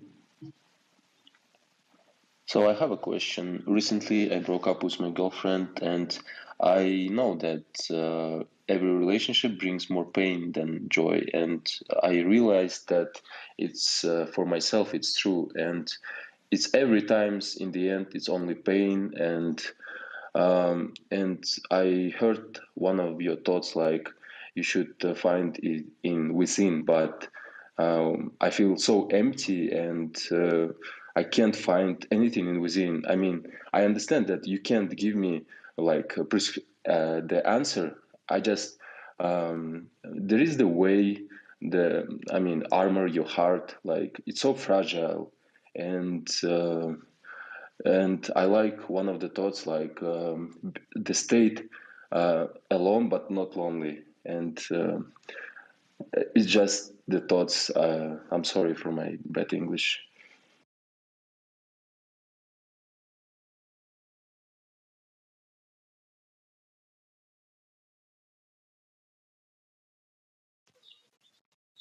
Hello, Kapil.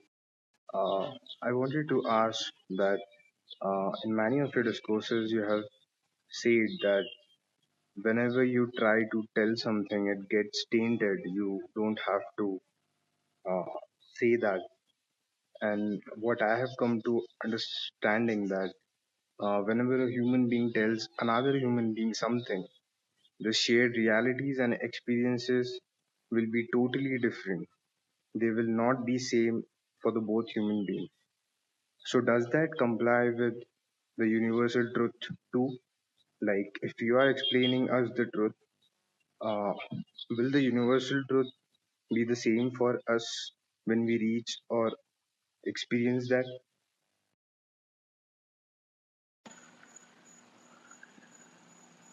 If the truth is stated, then that has a way of, for a given individual, finding a place within them. It does not mean that it will. It does not mean that it won't. And in whatever form that happens or does not happen, it is an organic thing.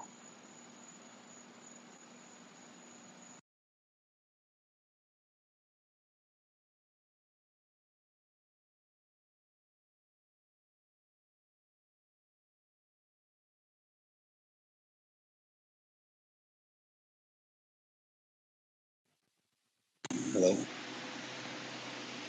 All the problems that I have in my life, is it me who has the problems or is it my mind?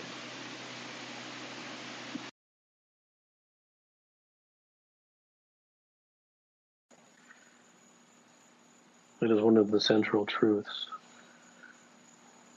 to learn that one is not one's mind.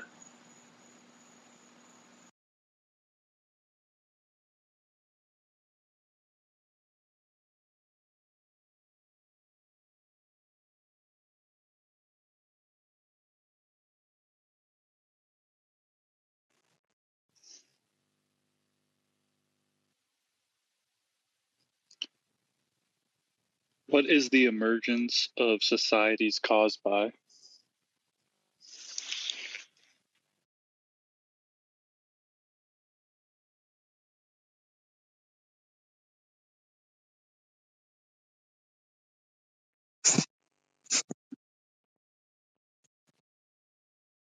If one is not one's mind, who are they?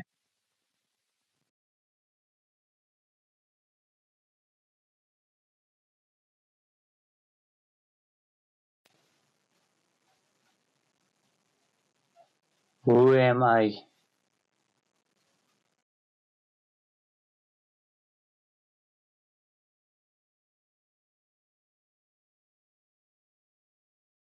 Can truth itself be used for me to decide whether to get vaccinated or not?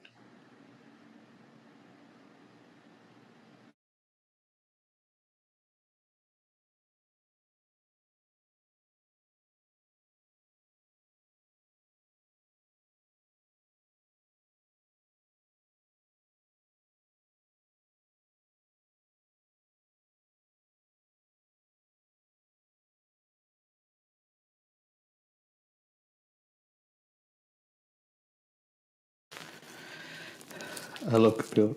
And be free of a problem. Does it require, does it matter for the cause of the problem to be known? To give you some context. So over the years, I felt like Well, you already asked the question. Just ask that question to yourself. It's fairly straightforward. The only thing that hinders you is the conditioning of society, which teaches people to look for solutions.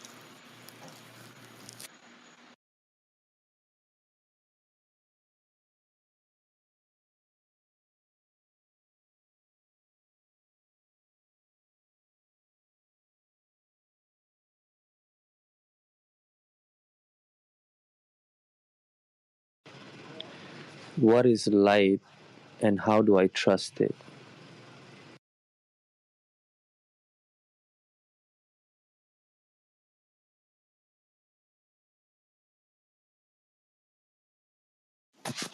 Hey, how's it going? So, I was curious, what are your thoughts on seasons 1 and 2 of Ted Lasso?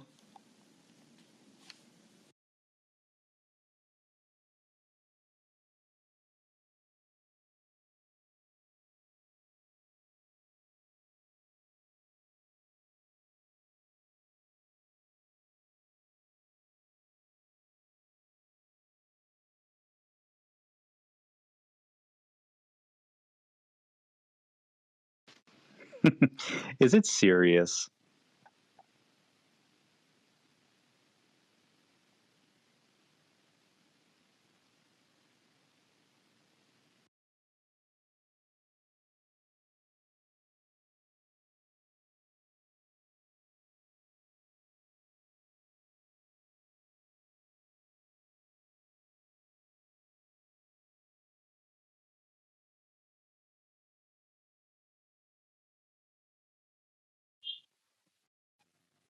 Hello, sir. So my question is, since childhood, I have been around creating videos and creating photographs. And as I started my career, I felt, yeah, maybe this is the calling that I should be going ahead with.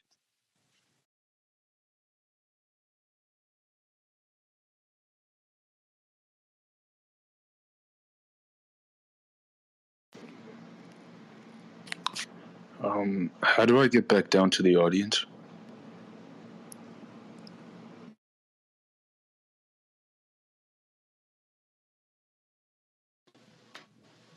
Hi. So I have a question. I've actually worked on meditation myself, and my whole life I've struggled with anxiety. During anything, whether it's a relationship.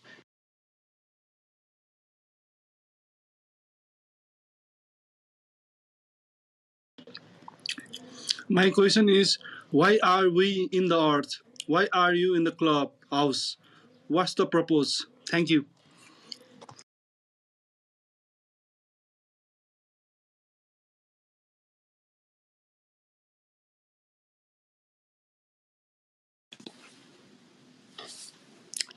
Can synchronicity be used as a tool for discernment and decision making?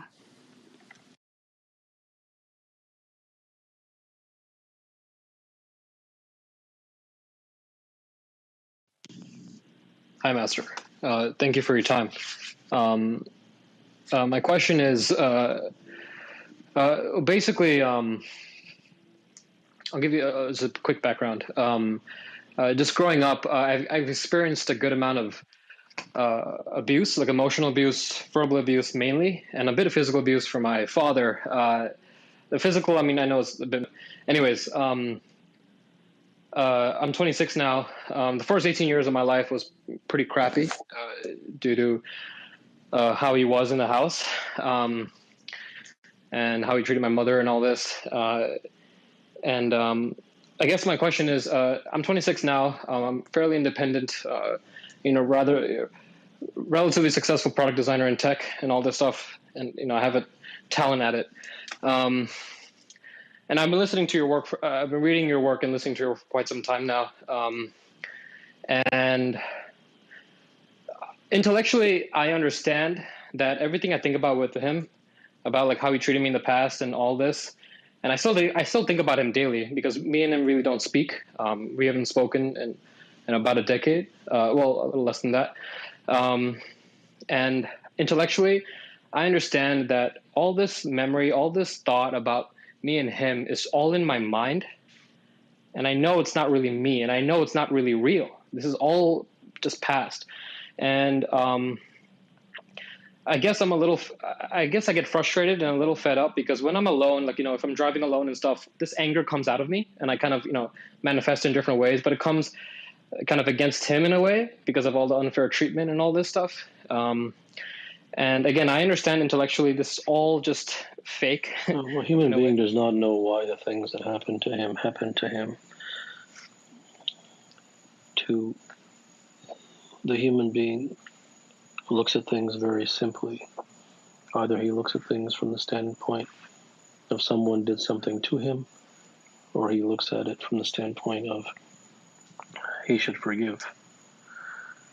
Right. The truth is, you don't know why these things happen to you. No human being knows why these things happen to them.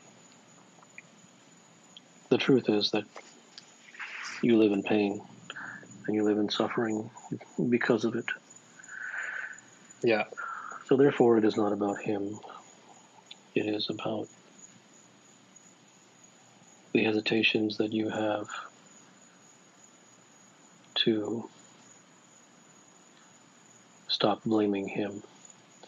Therefore, in the end, your greatest problem is an imprisonment by your own ego.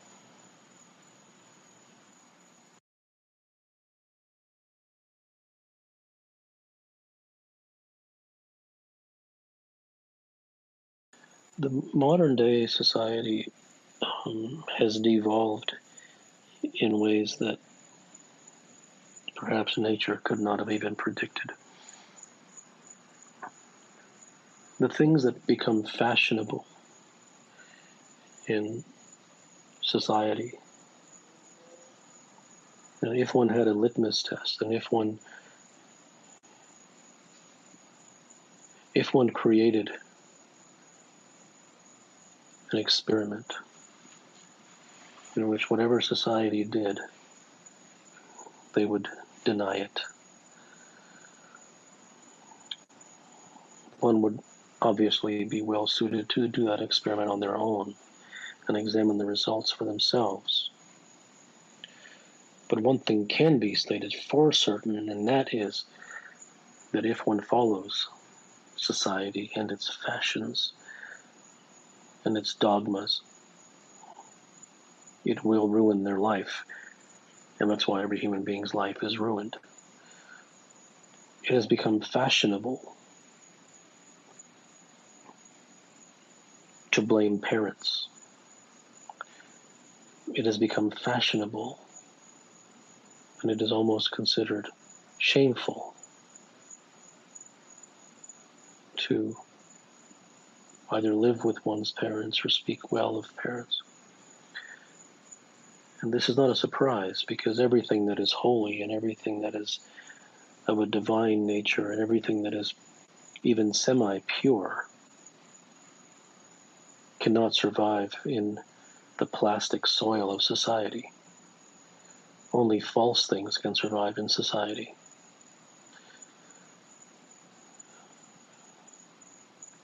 No human being in a non-realized state is perfect.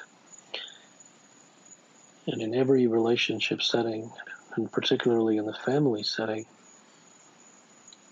there are an enormous number of mistakes that are made from all members of the family. And while it can be stated that the children are the most innocent, particularly in the younger years, truth never lies in blame, and truth does not lie in forgiveness. Truth lies in the understanding that one does not know as much as he or she thinks that they know. And perhaps the most practical truth in the most immediate time frame is to turn one's back on all of society's fashions, because society is among the greatest enemies of a human being. And the person who embraces society and its cultures and its flags and its way and its notions and its concepts will suffer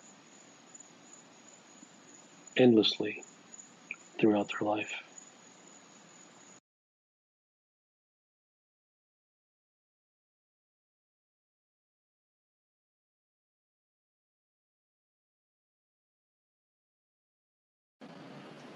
Hello. Is everything other than yourself society?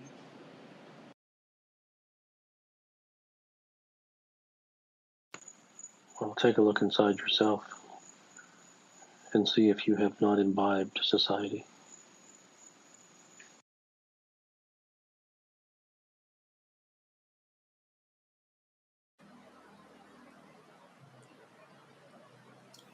Master, I was wondering, I had a change of vision, and I've known how you've spoken about how Siddha training begins with a vision.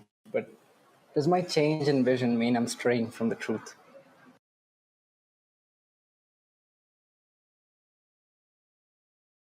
It's too general of a question.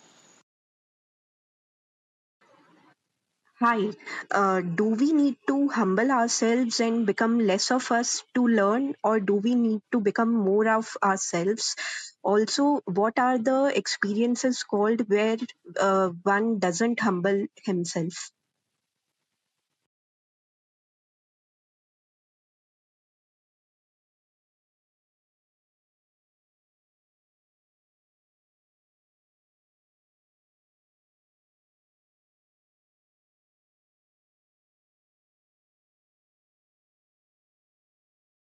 Well, oftentimes I have conversations with my younger nephew, and my question is it possible to have a worthy conversation without levying my conditioning onto him?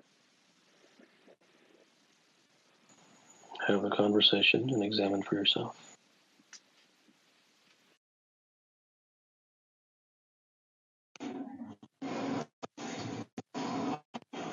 Morning. I want to know, how do you deal with the pain of a broken heart?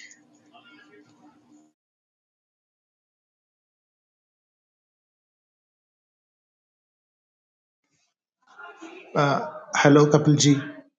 My question is on habits, on the power of habits.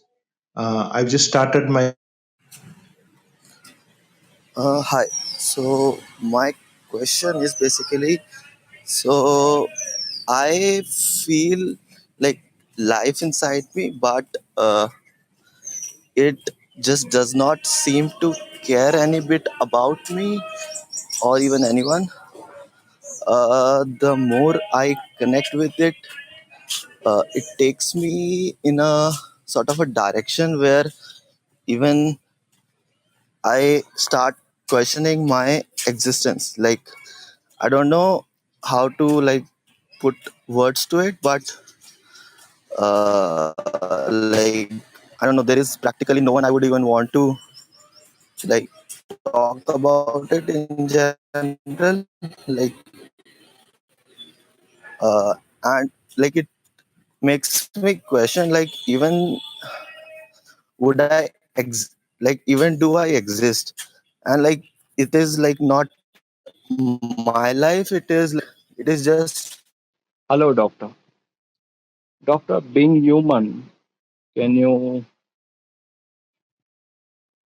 can you tell us the minimum hours of sleep per day is a.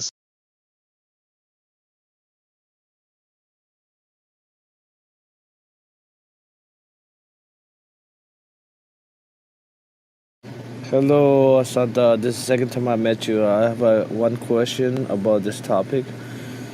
I know that life is not what it seems, but what is what is when you're on your bed, like dead bed? What is the like? What is life is about? Like, for yourself, I guess. Hello, Siddha. How do I know if I am living a life of truth? You know inside if someone is there isn't an objective measurement. Really, it is the sincerity that one can um, can feel within him. Thank you for bringing me on here. Regarding your last note, my thought is, doesn't that just come down to being hyper aware of your thoughts? Even though people lie to themselves all day long, and I think a part of that is you're living a lie or not. You don't see truth or understand it, but when you become hyper aware of your own thoughts, you're watching them all day, you're able to No, the best way to answer that is if you do that and see what you get from that, and whatever you get from that, that'll give you the answer. Is creativity spontaneous? Does best decisions or best form of art come from being spontaneous?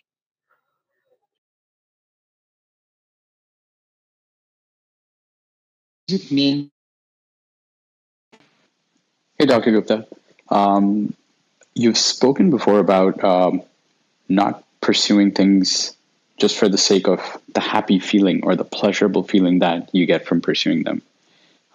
What would then motivate someone to, devote their life or Okay, devote their first of energies? all, I think that your question becomes invalid. And the reason is because you began with that I've spoken about not doing X. First of all, I've never said to anyone not to do X. That's what you extrapolated from it. I explained that if you do things for happiness, that you tend to fall flat on your face. I never said not to do it. And there's a miles and miles of difference between saying not to do it and explain what happens when you do. I don't care if you do it. So when you assume that I told you not to do it, then you're going to come back and ask me, since I told you not to do it, then what should I do? The whole question falls. The structure falls away.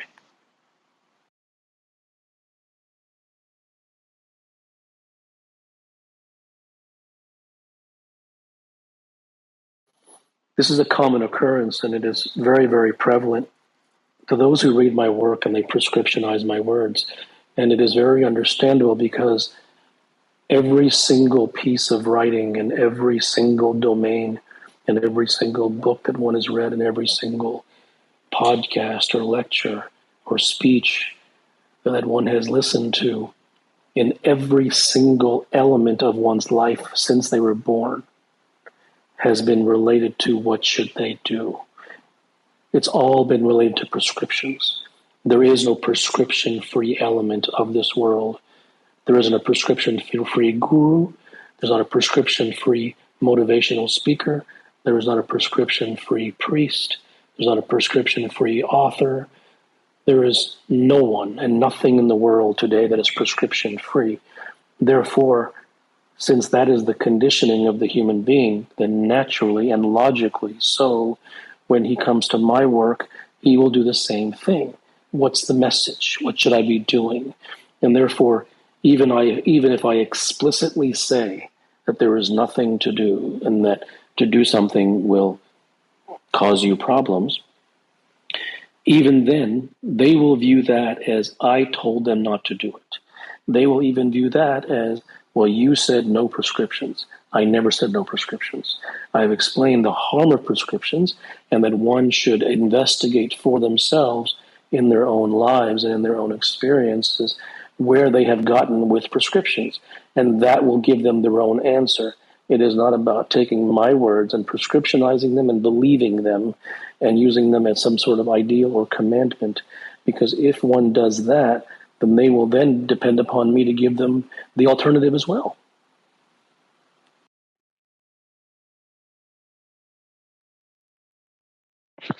What drug have you taken today? Are you on drugs today?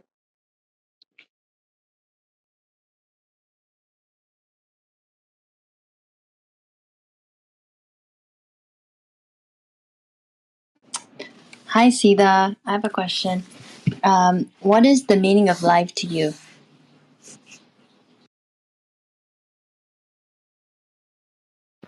Hello, sir.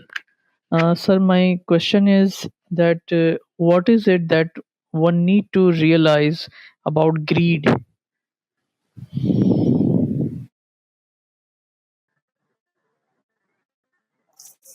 Namaste. So, the words, the thoughts, the visuals we see in our day-to-day life. So, how do we stay out of it so that it doesn't affect our life anymore? Hi, Dr. Gupta. Thank you for what you're doing and what you have done. I've realized that everything that I've done throughout my life is an attempt to make me feel better. And lately, what I've realized and began to understand is that I see myself and my thoughts outside, and I'm looking at them and I'm seeing them trying to lead me in different directions. And I've become very angry with my mind, and yet I'm still in my mind. And I don't know from where I'm looking and from where I'm seeing these thoughts outside of myself, but it feels much more at home and much more like me than the chases that I've been led on throughout my 50 plus years on earth. And I've become angry with my mind, and it's a very confusing place. And I just I've just began to realize slowly and slowly that my mind has led me astray, and it's it's not doing that, but I don't know what to trust. I don't know. I guess what I'm saying is I feel lost because I've only strengthened my mind. I've only trained my mind. I've only built it up with, as you call them, prescriptions. And now I see them out there, and they're not me. But I don't know. I don't know what to trust because that's all I've known. I'm not sure if there's a question. No, there's not. That's all you've known. That's the conditioning.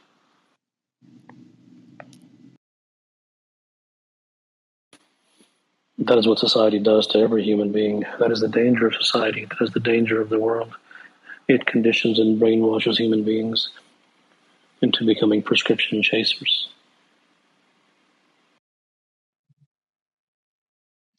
Hi, Siddha. Thank you for hosting this room. So, in my life, I've had maybe one major thing that I've been pursuing, and I think it was sincere. And I still feel that there is within that realm a thing that I greatly desire to work toward. But now the thing that I feel compelled to do is a thing that is in a different direction. And the way I see it, one is sort of a foundational thing. So the question is, in a sincere pursuit, can it be that sometimes the sincere path is the one that may seem rather indirect? Well, there are no rules. There's no permission one way or the other. There's no ideal to live up to. There's no, is it okay if this happens or this happens, or can it sometimes look like this but actually is like that? And whether I say yes or no has no meaning.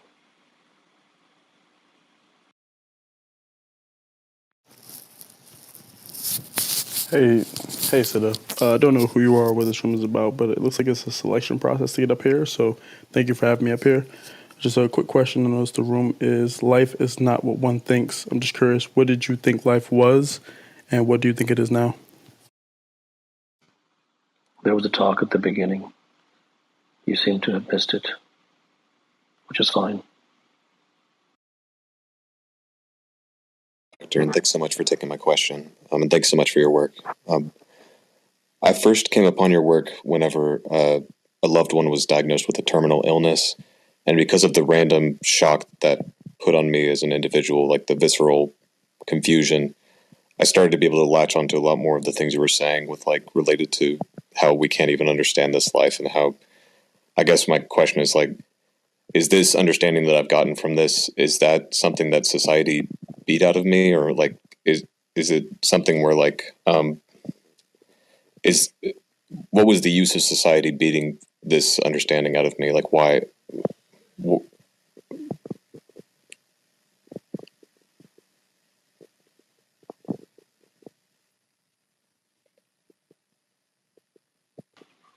I don't know what society. I don't know what you're talking about as to what society is doing. Everything society does is negative. Is the? I'm sorry. Well, what are you asking? I'm asking because of the I basically the death caused me to go, okay, this world has been complete confusion this entire time. And is that a glimpse? I guess I'm asking, is that a glimpse of the life that you're talking about that we're all kind of being prescriptioned away from? Yeah, I still don't understand what you're asking.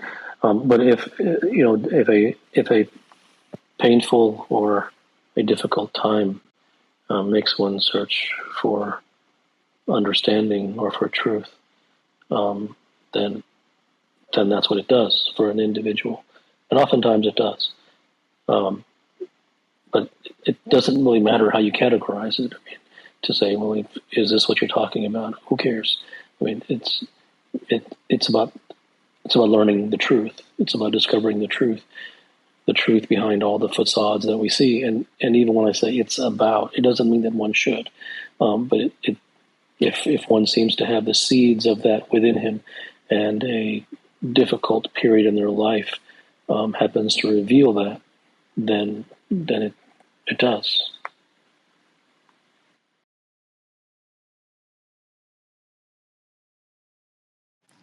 Hey, Siddha, I just wanted to say thank you for, how do I say this without just showing up as you have so that I can interpret it in the way that I have, which then leaves me with no question at all, not at least for you. Well, that's actually one of the most wise and sincere things that someone has explained and expressed. And the reason for that is that there was a neutrality to it. When something is stated, it is everything. I want to take what you have said and springboard upon it, because I think that it's a point that is very, very fertile with wisdom. And that is that when any human being reads any work or listens to any person, some authoritative figure or whatever you want to call it, or they think them to be an authoritative figure, they're always listening with an ear for what to do. And the reason that they are listening for an ear with what to do is because the expressor of that information is giving what to do. And so that is what everyone has become. So therefore, there is no neutrality. Everything comes with ulterior motive. And ulterior motive isn't necessarily evil or bad or negative. It isn't. It isn't an evil ulterior motive to show up and say, "This is what I'm going to tell you to do this today, and then tomorrow do that, and then prescribe 5 steps." That isn't evil. It's just ineffective. But since that's what the world, as one of the previous listeners have stated, that's all they know. It's all the world ever knows. And there's never a neutrality. And what must be understood is this: when there is no neutrality, then there is no fertile soil upon which something can grow. Because if there's an ulterior motive from the individual who's teaching and giving prescriptions, that's his ulterior motive, and then the listener comes bringing his or her ulterior motive to gain the prescription. Then each one is looking for something specific. Therefore, neither of their hearts can something true naturally grow out of a non-ulterior motive, organic neutrality.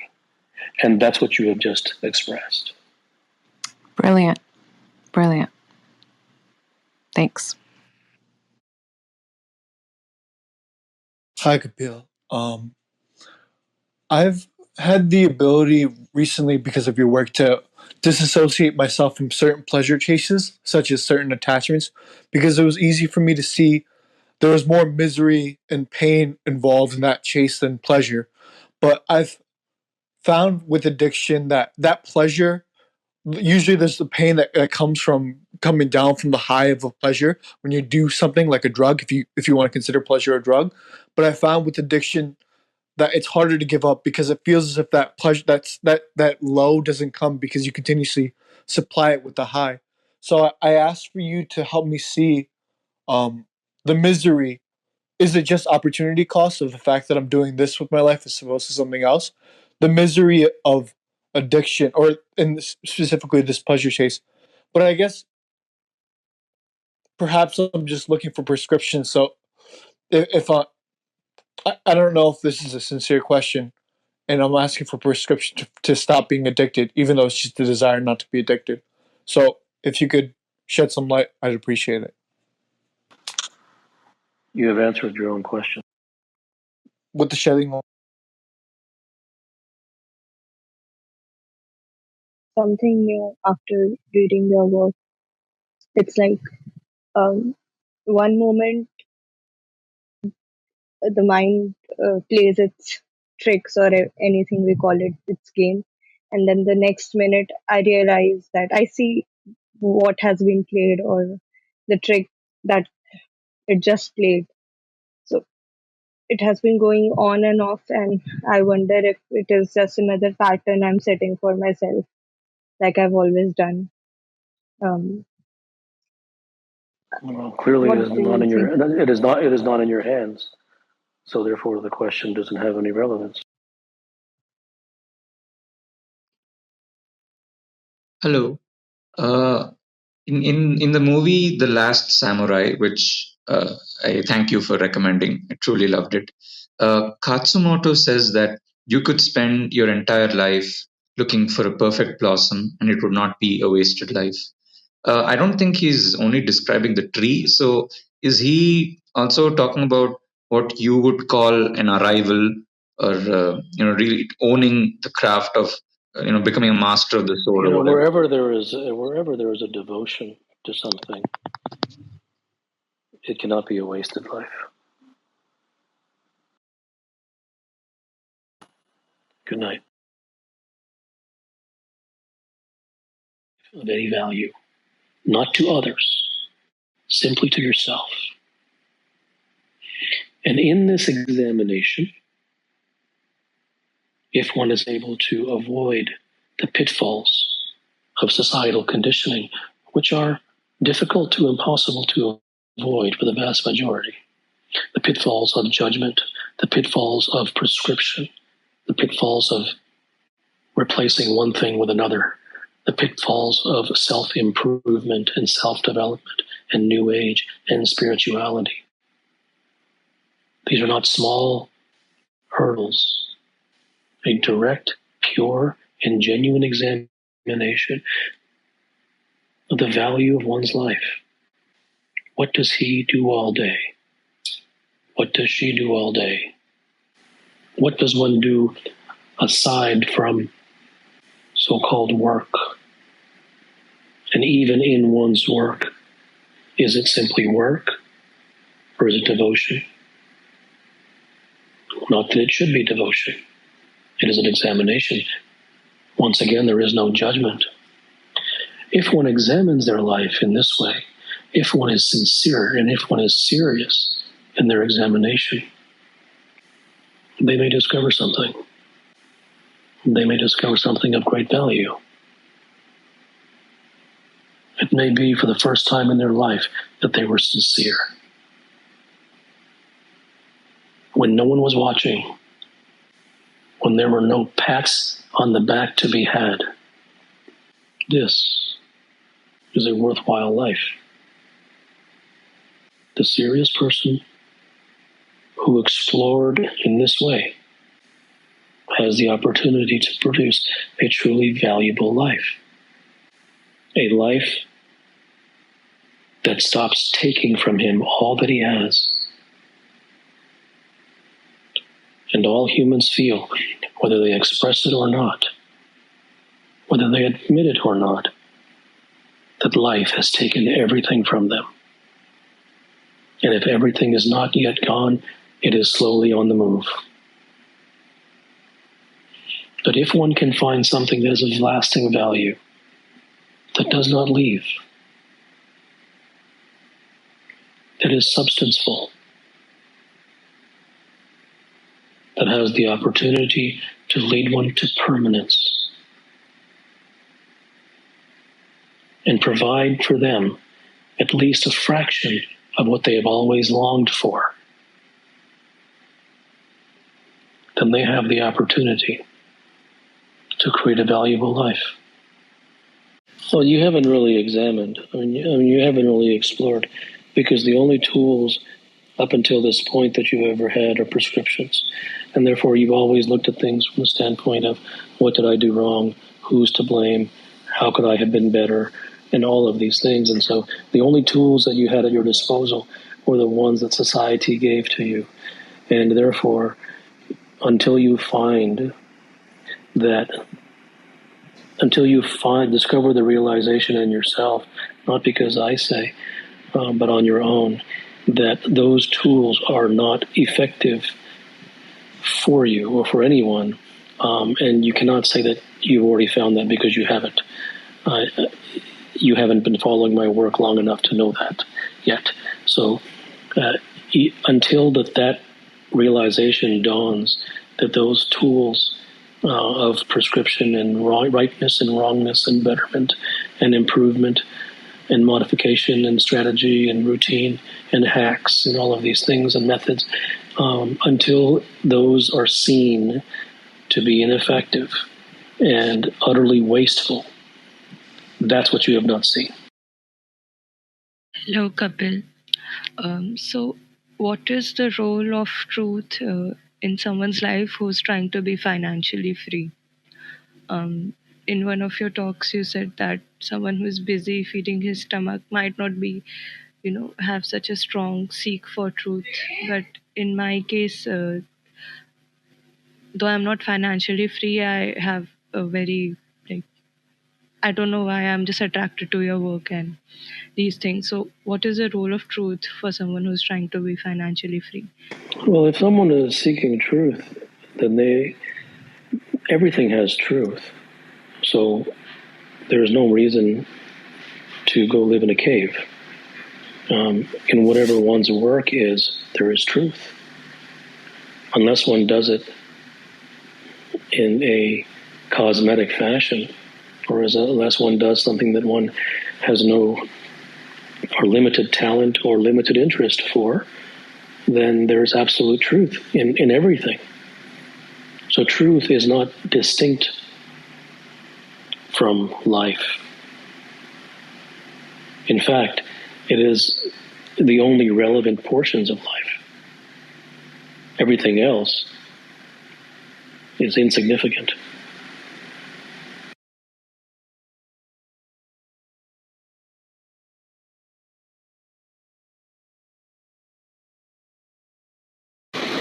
Oh, I'm sorry. I pressed the raise hand button by mistake.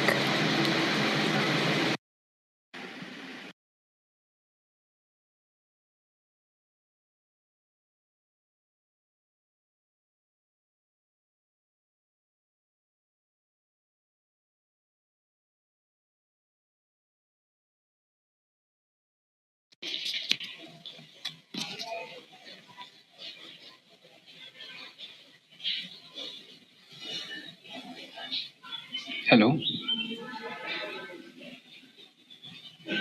Hello. Am I audible?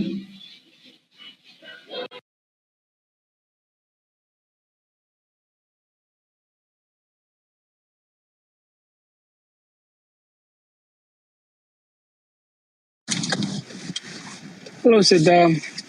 My question is, what is the difference between a human life and a non-human life, if there is any? Thank you so much.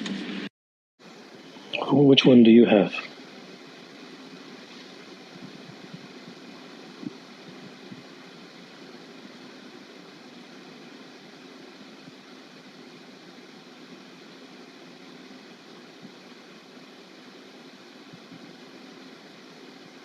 Did you hear the question? I'm sorry, I didn't. Which life do you have?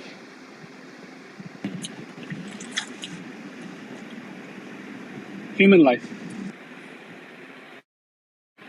Is your human life perfect? I don't believe so. Have you arrived to where you wish to arrive? I feel like I have. Okay, so you've overcome your problems? I don't, yes. If I see problems, I don't really dwell in them. Okay, so then why would you say that your life is not perfect then? If you have arrived where you wish to arrive and you don't really have any problems, that's pretty perfect. Thank you.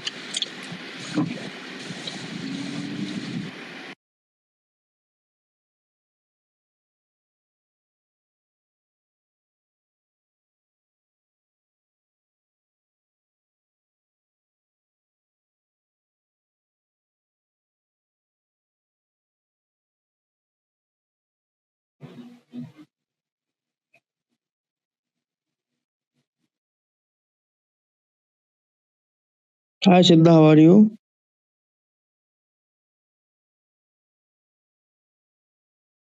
Hello.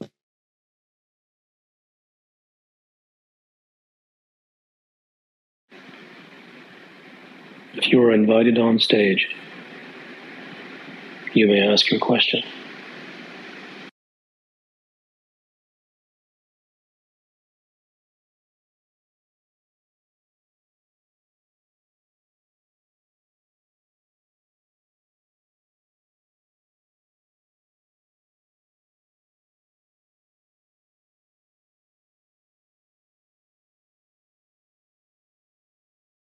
Siddha, I am very suffer from humanity. So what should I do?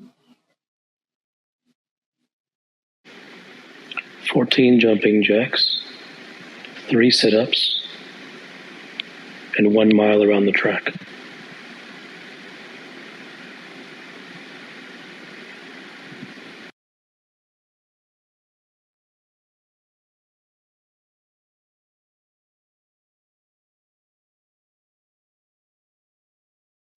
Hi, Kapil. Thanks for having me. My question is about arrival to a valuable life, because I feel like I live a valuable life by default, but I get kind of like hooked on to these pitfalls, like pleasure chasing or many of the pitfalls that you discuss. And I feel like I'm slowly spending less time in those pitfalls. I'm being more aware of them and becoming less frequently hooked on. And I'm just trying to understand, is truth seeking in your experience something that is gradual and almost a difficult process? Sorry? Why do you think that you live a valuable life? I feel like when, like kind of by default, like before I was really,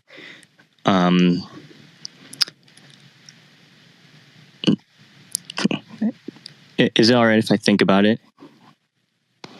You can come back when you're ready. Okay, thank you.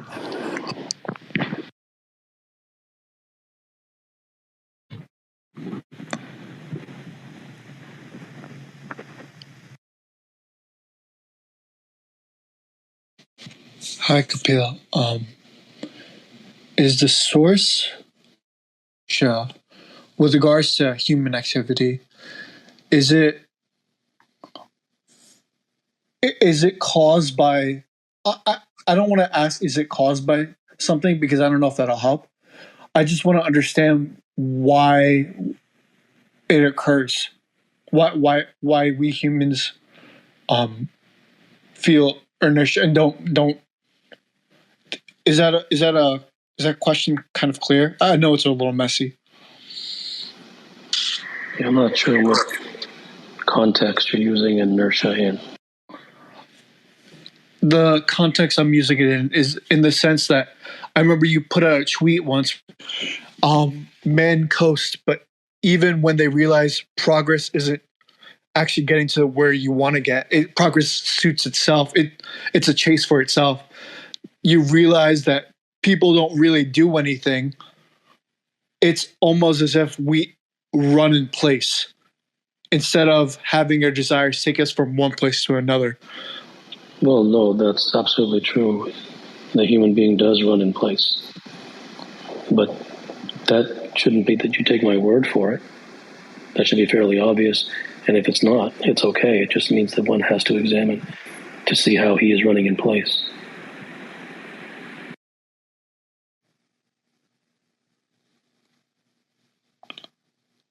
I guess that makes sense. I just wanted to understand. I guess it's self-image. I don't want to just throw out like, oh, it's just the mind. It's just self. I don't want to throw out a cliche answer, but it's important to remember one thing. Intellectualism is the enemy of truth.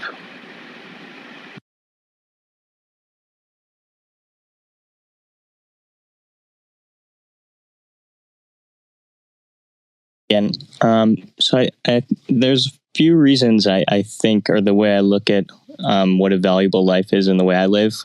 For example, kind of having a state of flow, being very immersed in what I'm doing, at the same time kind of feeling like I'm very aware in that meditative state. And then also kind of the feedback I get from other people saying that that my voice kind of cuts through the noise, or I look at things very clearly.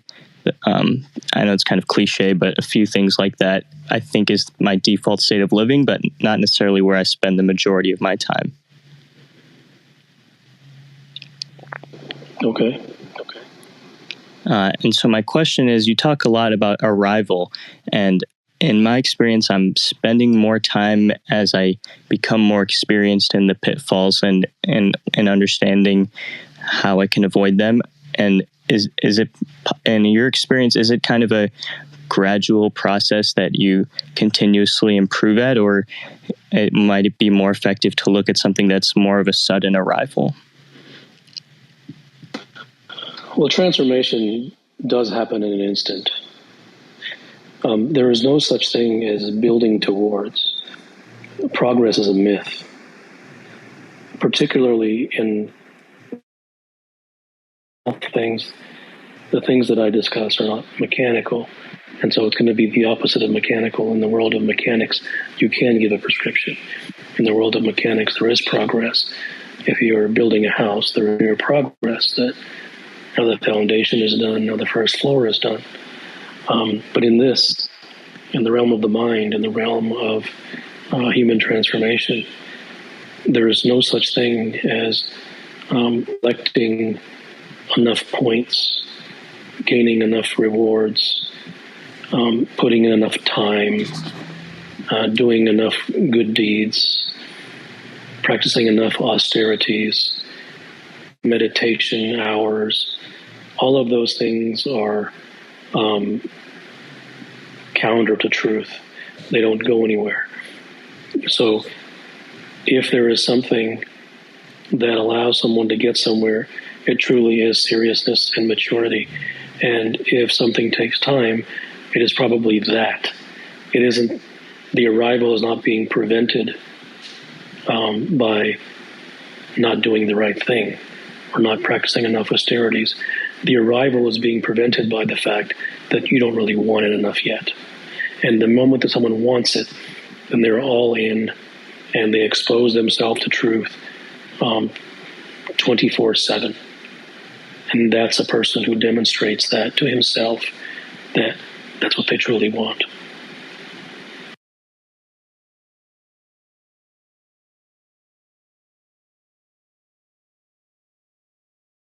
Kapil, why is it that when I hear the truth, I get feelings in the first place, in the beginning, but then I return to the same old place again, and that loop keeps going?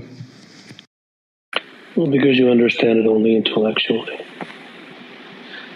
And the feelings arise from the fact that if it's really truth, then it stands starkly in the background of the falsehoods that you're used to, and therefore it provides a feeling. But it doesn't last because it isn't truly understood, it isn't truly imbibed.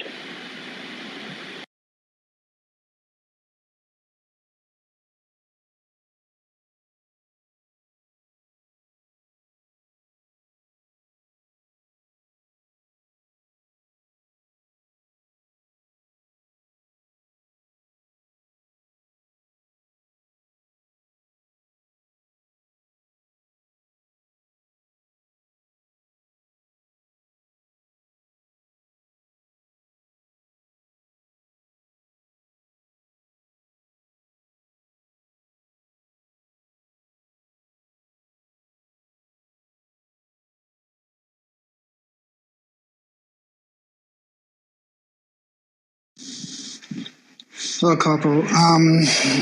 I believe I have built a valuable life, but I struggle with this last humming 5% of anxiety. Will that always exist? No, it's not 5%. Or 10%? It's the undercurrent. And will it always exist? That depends entirely upon one's dedication to discovering the truth about that. That's what it entirely depends upon.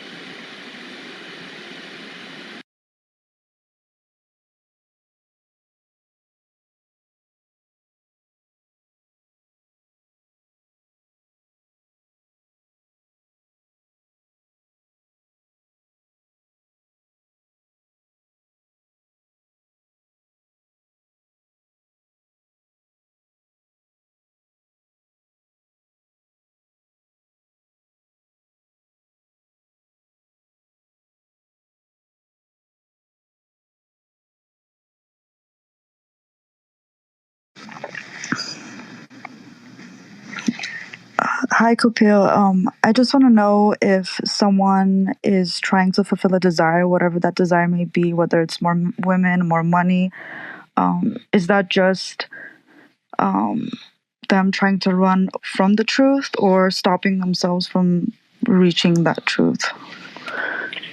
Well, whatever desire a person has, he has. So it doesn't matter what it is. So if you were told that it's X and Y and Z, is that going to make you stop having the desire? So the question doesn't, it's just chit chat.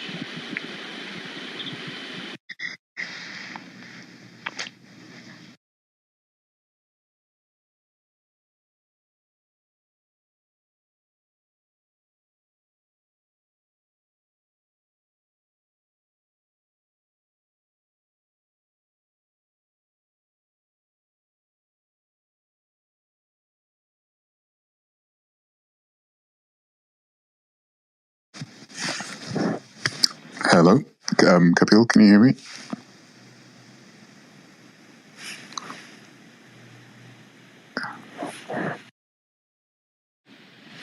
Hello?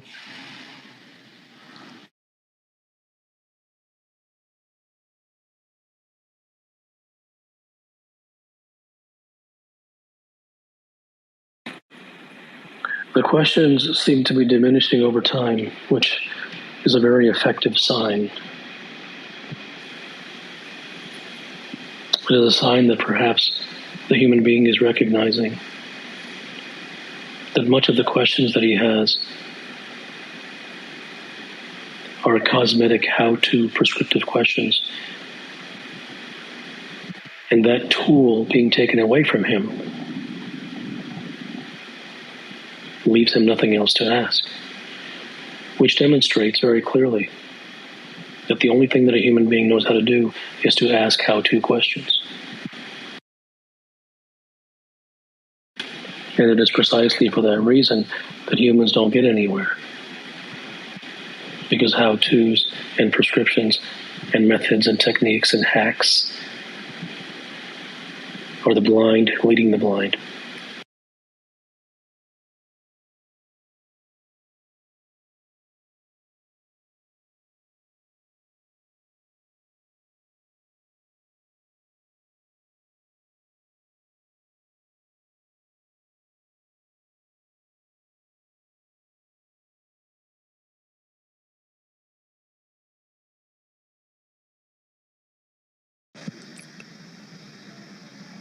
I just wanted to thank you, Kapil. That was truth. Thank you.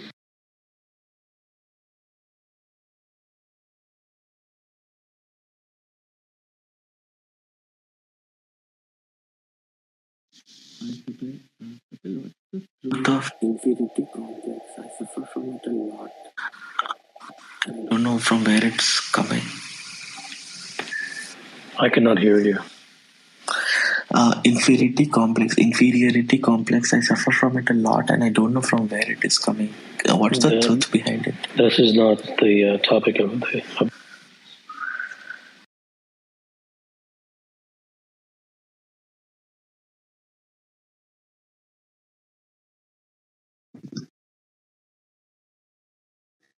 Hello, Siddha. Thanks for letting me speak. My question was: can exposure, can a constant exposure to the non-truth at the mental layer, intellectual layer, conditioning layer, or the ego layer, can that constant exposure and better understood the opposite? That seriousness is manifested as desire to understand the non-truth. Well, I think that's there's a very easy way to answer that question, is by examining your own life and by the examining of the life of the people that you know, and examining the life of all the human beings at large. That's exactly what has happened, is a lifelong constant exposure to untruth, and examine what has happened from that. Has the result of a constant exposure to untruth from society resulted in people seeking truth,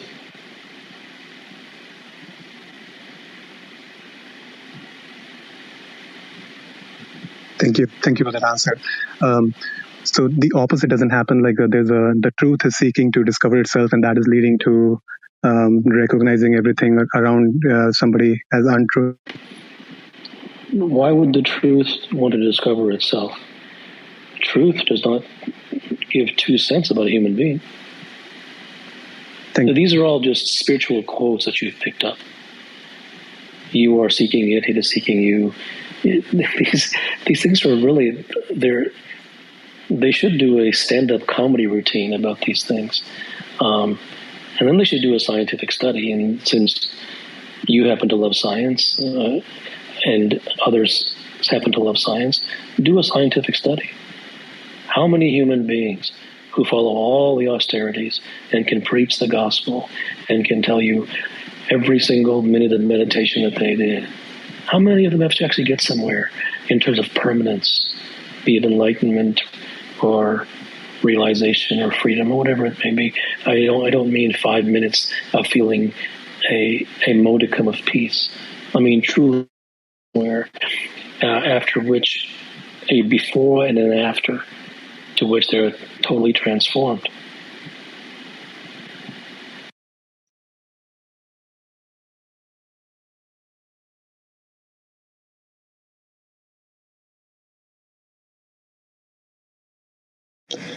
Hi.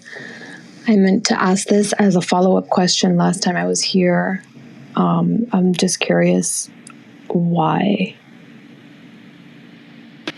Like, that isn't a question. That's just a spiritual mumbo jumbo. So ask what you want. Why Siddha performance? What does that mean? I'm asking you directly. I don't know what you're asking.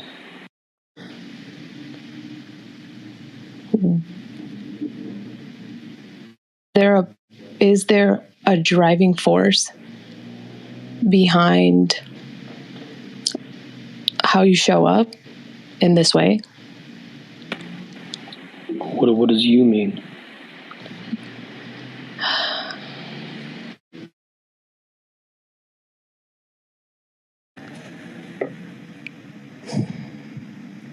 I guess I only know you as how I've always known you. Well, I don't know if you're using you in a proverbial sense, or are you asking me I'm asking how I show up? Not how, but why. To what? To this message. I don't know. It just happens. Everything happens. Everything happens organically. There is not. It isn't motivated by strategy or there really isn't anything that I get from this, to be honest. So I don't know why. It just happens, and the moment that it happens, I find myself here like you find myself. So it's not by decision, but just because. That is correct. Okay. That is a very wise thing that you said. It is absolutely not by decision. Actions that are driven by decision and choice are very limited actions. And in the world of truth, the motivational aspect, the engine behind things, is an unpredictable spontaneity. I guess to me, decision is what cuts a motivation, like a motivational source. I guess just the way I perceive it is just it doesn't have to be a motivational or purposeful thing, but at the end of the day, you log on here and you show up, and that doesn't just happen. That is, the app doesn't open itself, and you don't.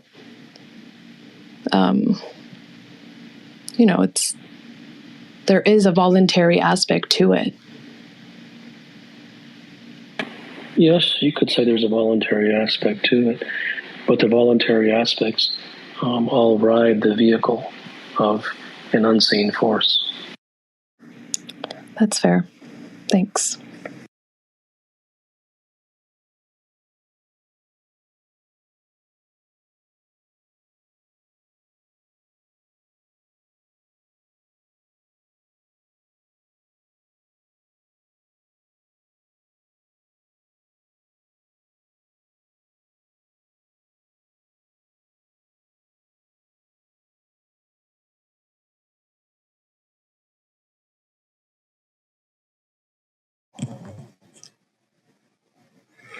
Hello, Siddha. Thank you. I'm very proud to be, I believe, the first trans woman of color here.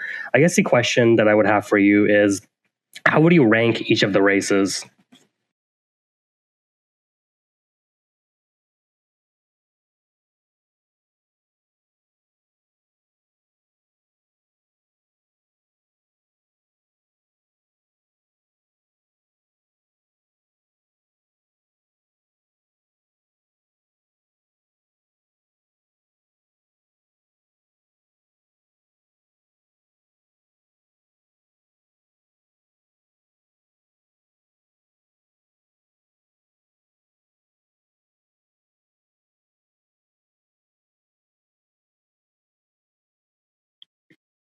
Can you live a valuable life without a God?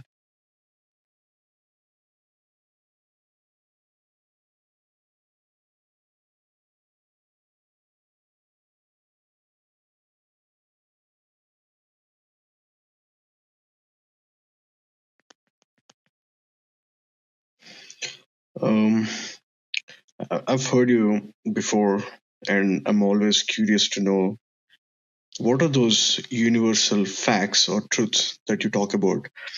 Can you name a few?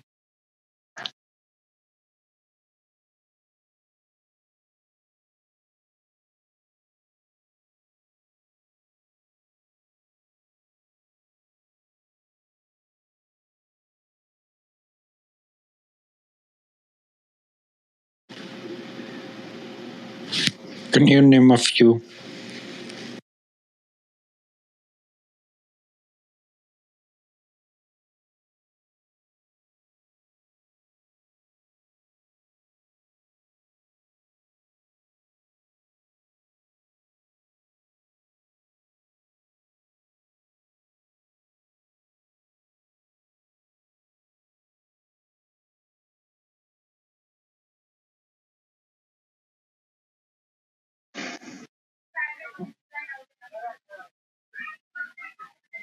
Good morning.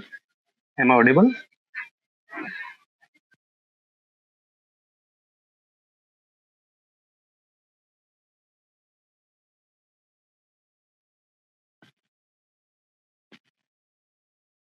Hi, Siddha. Earlier you said that when there is choice to be made, you just do it spontaneously.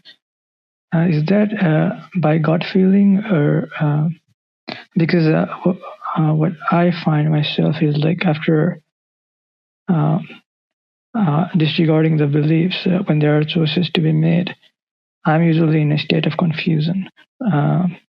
So I wanted to know, like, when you say it happens spontaneously, is it the gut feeling or what is it? How does it happen spontaneously? There's no how. Spontaneous is as non-how as you get.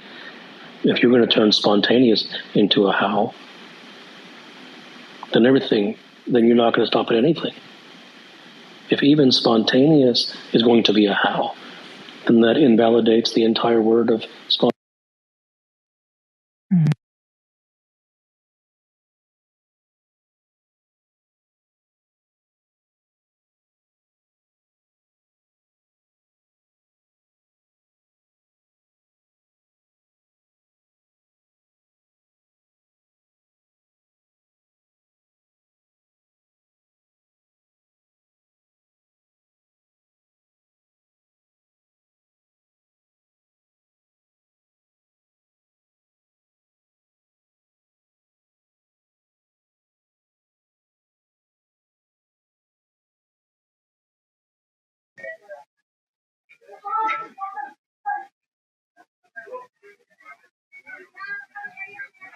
Good morning, Siddha. Why people have fear of success? That's my question.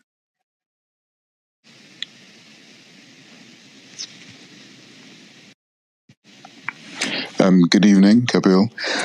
There are two things that I feel have been preventing me from living a valuable life. One, I've been plagued by a sense of loneliness for many years, from relationships with other people just dying or fizzling out. The second thing is been plagued by self-doubt with achieving my career aspirations. I've explored these things for a long time, and I feel I'm gotten nowhere and I'm still stuck. And I suppose my question is, what am I missing? What have I not seen? Thank you. Examined. I mean, you haven't really explored, because the only tools up until this point that you've ever had are prescriptions. And therefore, you've always looked at things from the standpoint of, what did I do wrong? Who's to blame? How could I have been better? And all of these things. And so the only tools that you had at your disposal were the ones that society gave to you. And therefore, until you discover the realization in yourself, not because I say, but on your own, that those tools are not effective for you or for anyone. And you cannot say that you've already found that, because you haven't. You haven't been following my work long enough to know that yet. So until that realization dawns, that those tools of prescription and rightness and wrongness and betterment and improvement and modification and strategy and routine and hacks and all of these things and methods, until those are seen to be ineffective and utterly wasteful, that's what you have not seen. Thank you.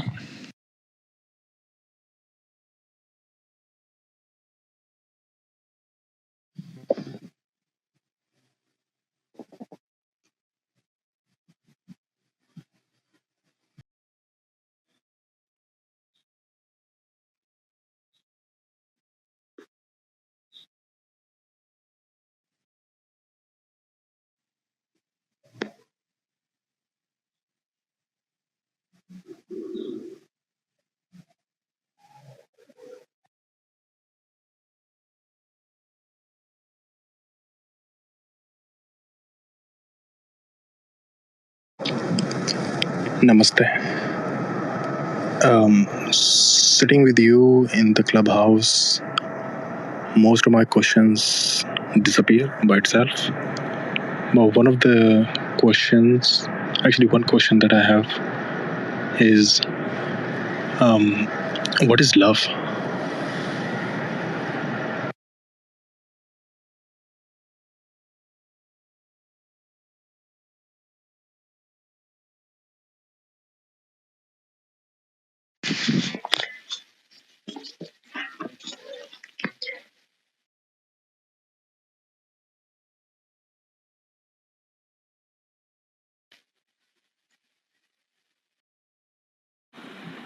So there have been three or four people in the last 15 minutes who have come on stage and not said anything. If you were invited on stage, you may ask your question. Thank you so much. By coincidence today, I was talking about how I was hoping that your room would come up, because I love your room. And my question is, you're welcome. My question is, during these pandemic times, what are some, advice that you can bring to people who wish to continue to perform at the highest of their ability? Well, when has it not been pandemic times? Oh, I love that. Good question. I think that I did a discourse about this. It's always been a pandemic time. If it isn't coronavirus, it's your own anxiety. Yes. If it is coronavirus, it's your anxiety about coronavirus, and it's your anxiety about were you a living Buddha before coronavirus came? So these things are all details. They have no meaning. So everyone is just a cosmetic chaser. This is a very societal question, because everyone in society just looks at the current events and then organizes their fears and their anxieties around the current events like a swarm of bees. A human being has lived in a pandemic since the day he was born. He has lived in a Holocaust since the day he was born.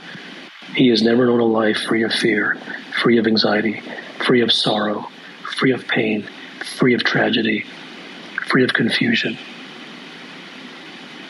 Therefore, it has always been pandemic times, and ask for something to say, there is no balm. There's no good feeling. You're better off chasing the self-help experts.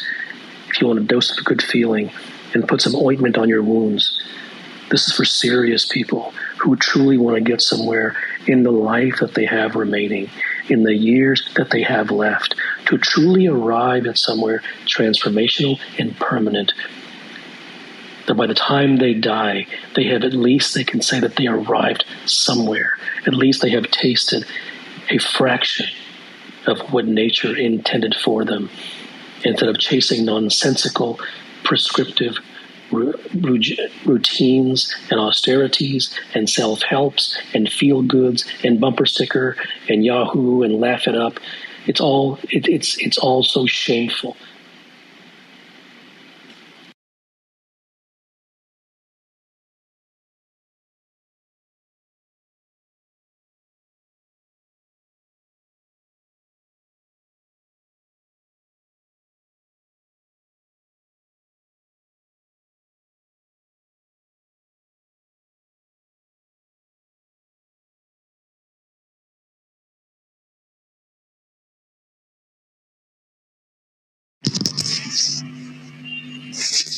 Thank you, Dr. Gupta.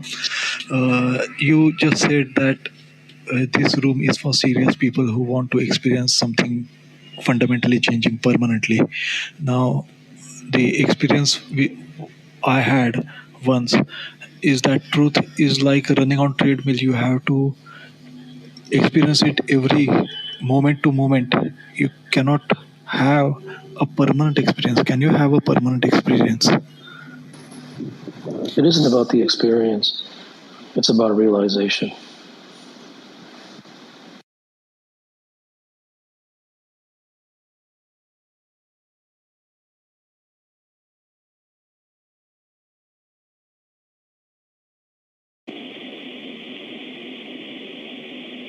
Hi, thank you for letting me speak.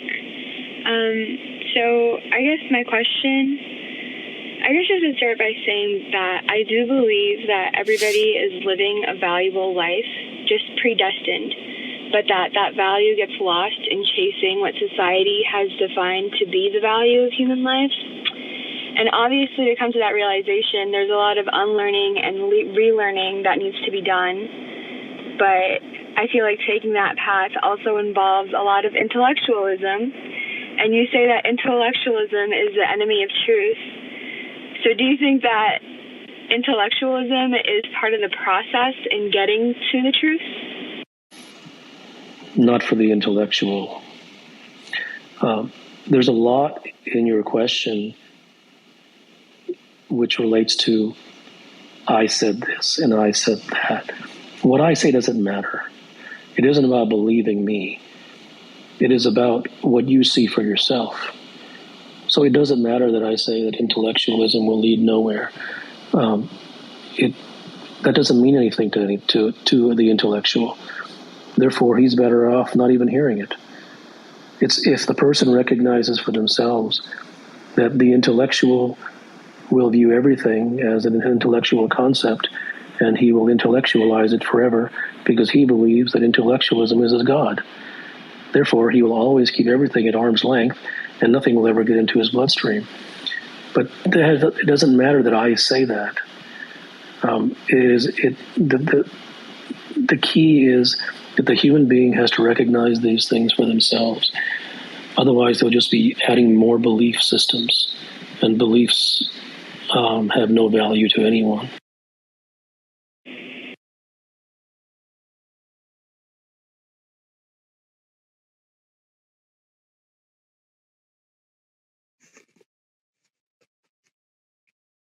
Namaste. Is God the only truly valuable thing in life?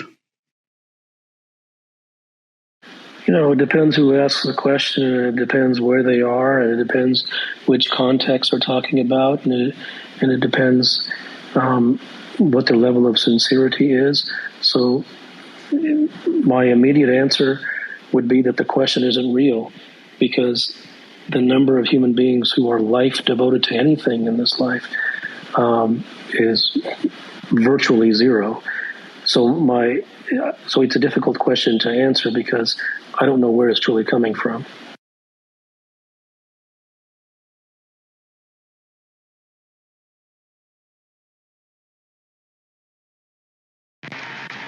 Hello, Dr. Gupta.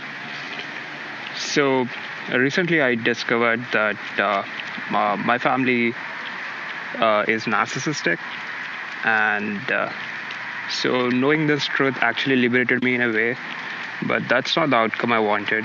So is the truth always not liberating, or it's not well, what you have helping found, you arrive at the right what place? you have found is not a truth.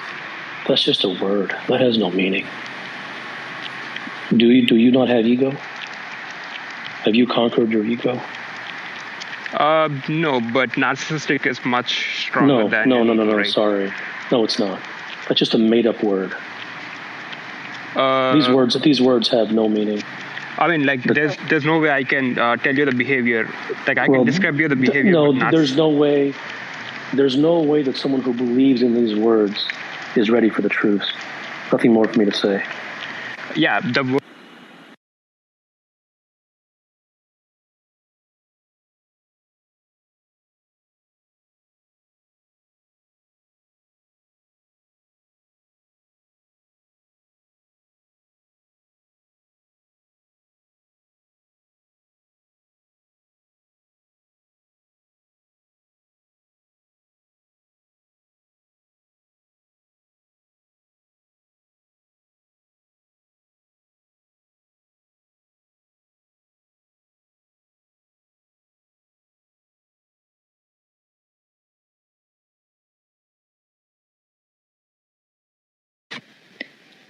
Thank you for bringing me up. If you choose to do good to someone, adding value and trying to make a positive difference, but if that person do something bad to others, what will happen? Well, you seem to be speaking from experience. What did happen?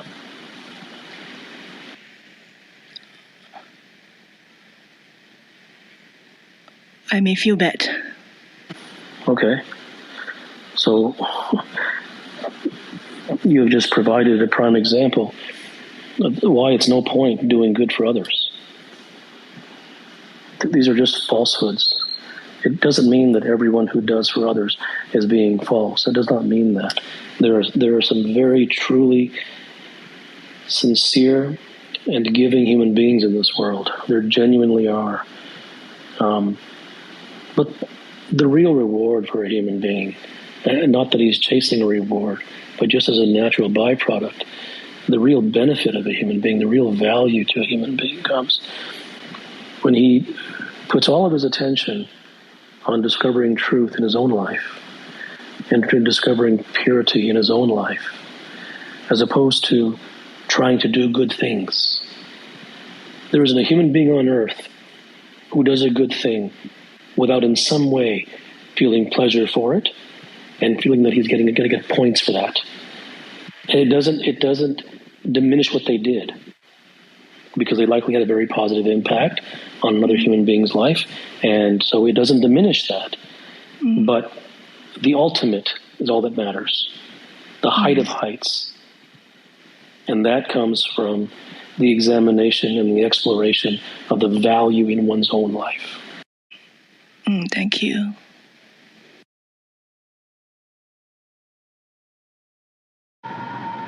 Hello, Siddha. I know this question doesn't really. One of the answer I expect for my question is that does it really matter? But I think I'm gonna put the question because it's a question for me in my mind. Do you think is human race a genetic mutation or an accident, or?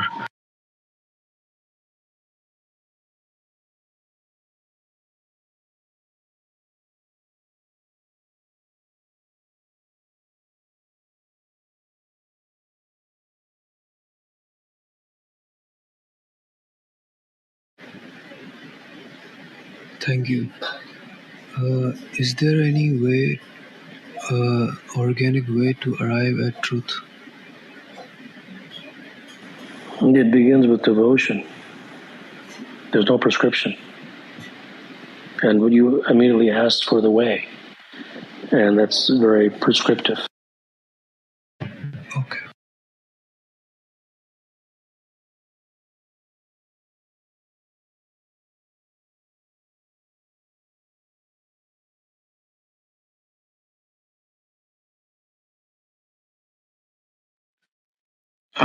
Hello, Siddha.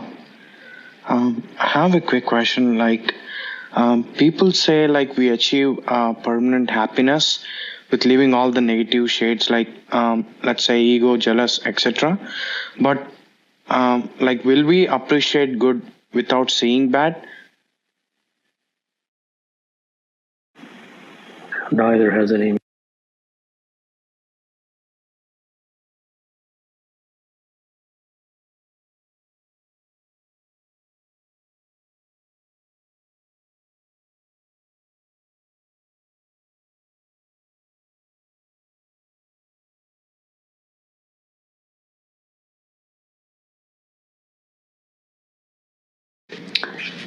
Hi, Dr. Gupta. I've been following your work for some time and received your private discourses. Thank you for that. My question is, I'm gaining more and more understanding about the falseness of and the patterns of my mind, and my question is, who is understanding?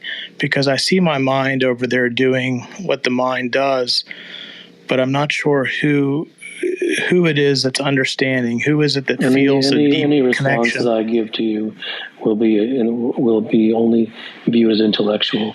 These are things that have to organically arise. Yep.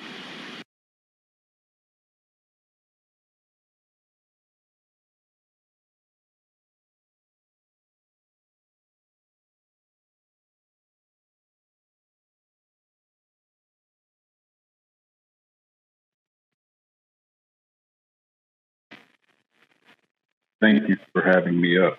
I have one question for you, if there's an answer at all.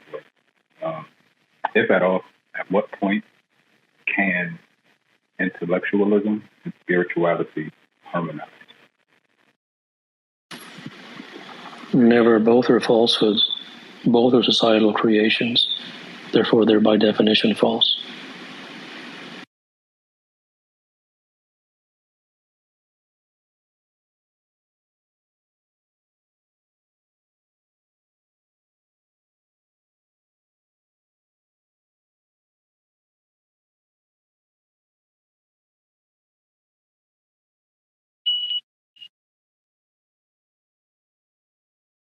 Hi, Siddha. Thank you for having me.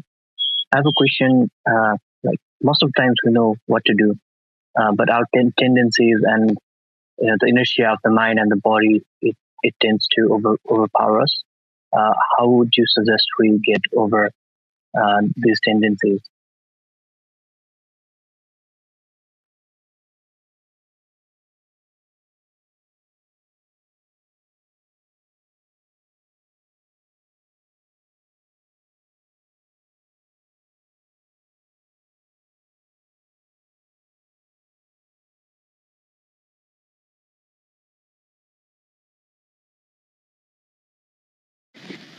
Hi, Dr. Gupta. I have a question or maybe a clarification. I thought I understood something I don't think I fully have. When you mentioned the valuable life, and you said value and exploration of one's own life. So I guess it's a clarification in regards to two parts.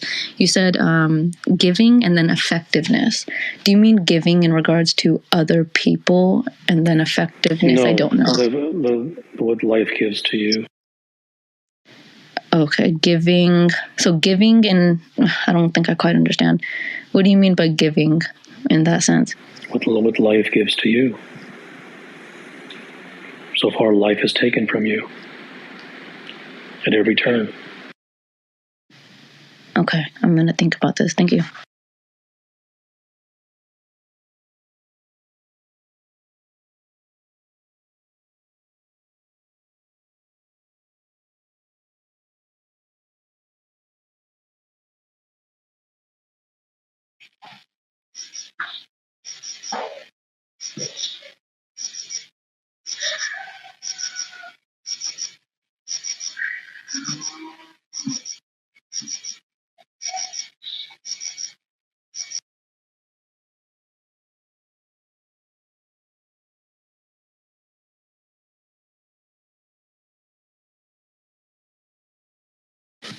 Hello, thank you for having me. My question is, what does humanity means to you and to the world? Thank you. Nothing.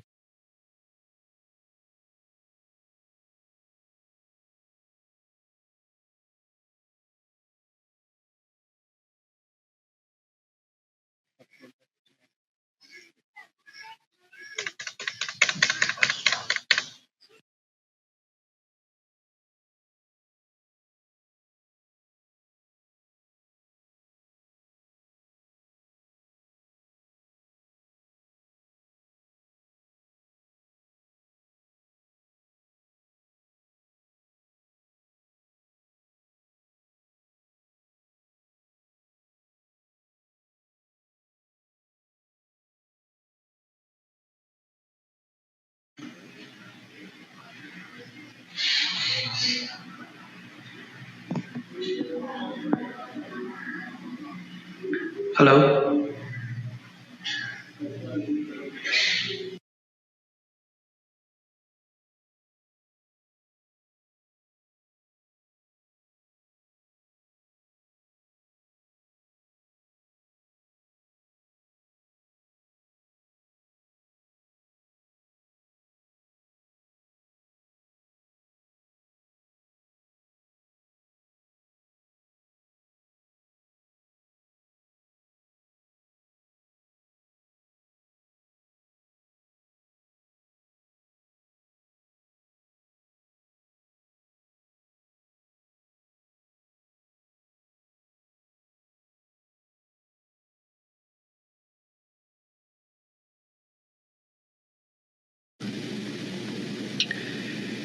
Hello, Kapil. My question is, why is health such a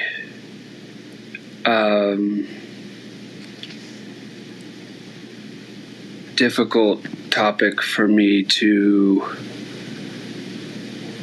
seem to understand? I cannot say why something is difficult for you.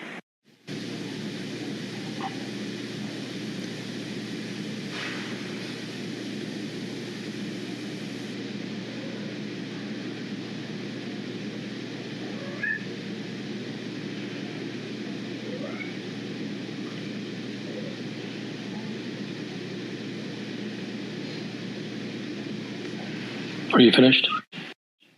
Yes.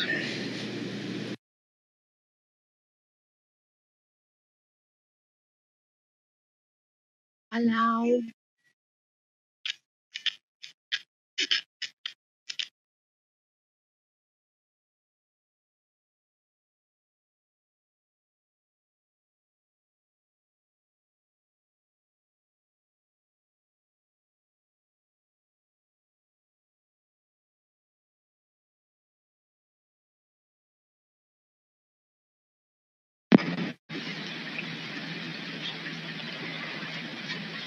Do you think the path of wisdom is the only path?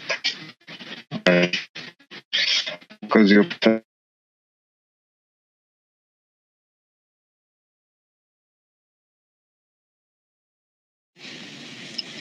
How does one decide what is most valuable to them?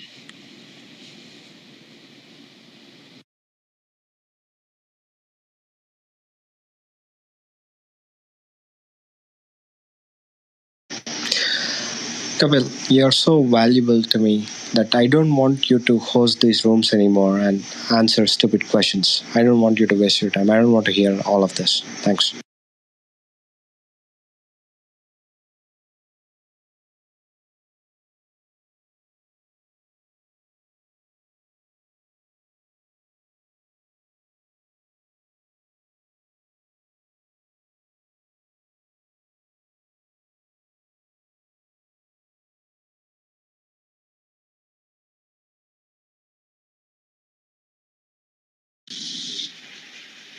Can sincerity be cultivated, or does it arise?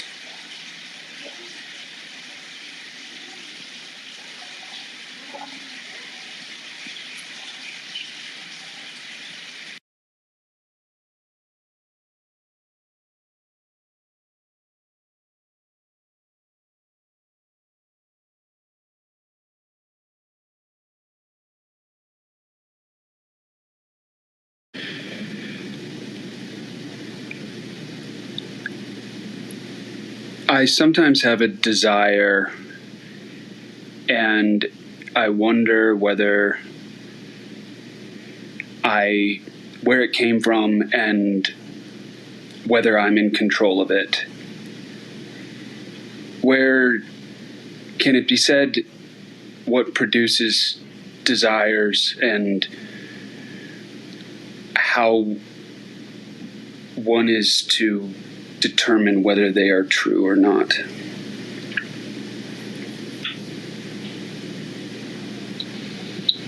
For practical purposes, all your desires are untrue.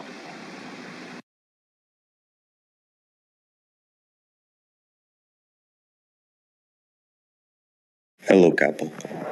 Thanks so much for taking my question, as always. Is devotion voluntary, or does it come from a sense of will? Well, it is not by choice, and nor is it by will. Nothing that is sincere, nothing that is genuine, nothing that is serious comes by way of will. It is something that is deep within the human being, that is organic and spontaneous. It is not, therefore, it is about understanding. It isn't beating oneself up for not getting it, for not doing the right thing, or for not working hard enough. Nor is it patting oneself on the back for giving it their best and failed. It's understanding how things work. And what a person becomes is what he exposes himself to. If he seeks to become truth, then he must expose himself to truth itself, according to exposure. This is the power of exposure. Therefore, one must be very systematic and one must be very surgical in what they expose themselves to. Therefore, if a human being wanted the truths in life, then they would find a domain which gives them that truth or the closest thing to it and expose their brain to it on a regular basis. But that isn't what happens. Instead, the human beings expose them to prescriptions and societal jargon and concepts and theories and religion and spirituality and positive talk and self-help and self-development and all of these things, which don't get anyone anywhere because they're not truth. They're simply a bunch of doings. Therefore, it'd be comforting to know that if a thing doesn't work, it's because it doesn't work that way. Therefore, there's no mystery there. If one wishes to become warm and he enters an ice bath, it's comforting to know that shouldn't be a mystery that he didn't become warm. There isn't a dictionary definition. Truth is that which is non-prescriptive. Truth is that which is fundamental, indivisible reality. And every situation has a truth. Every topic has a truth. Therefore, truth is not divorced from the reality of business and sport and life, whatever it may be.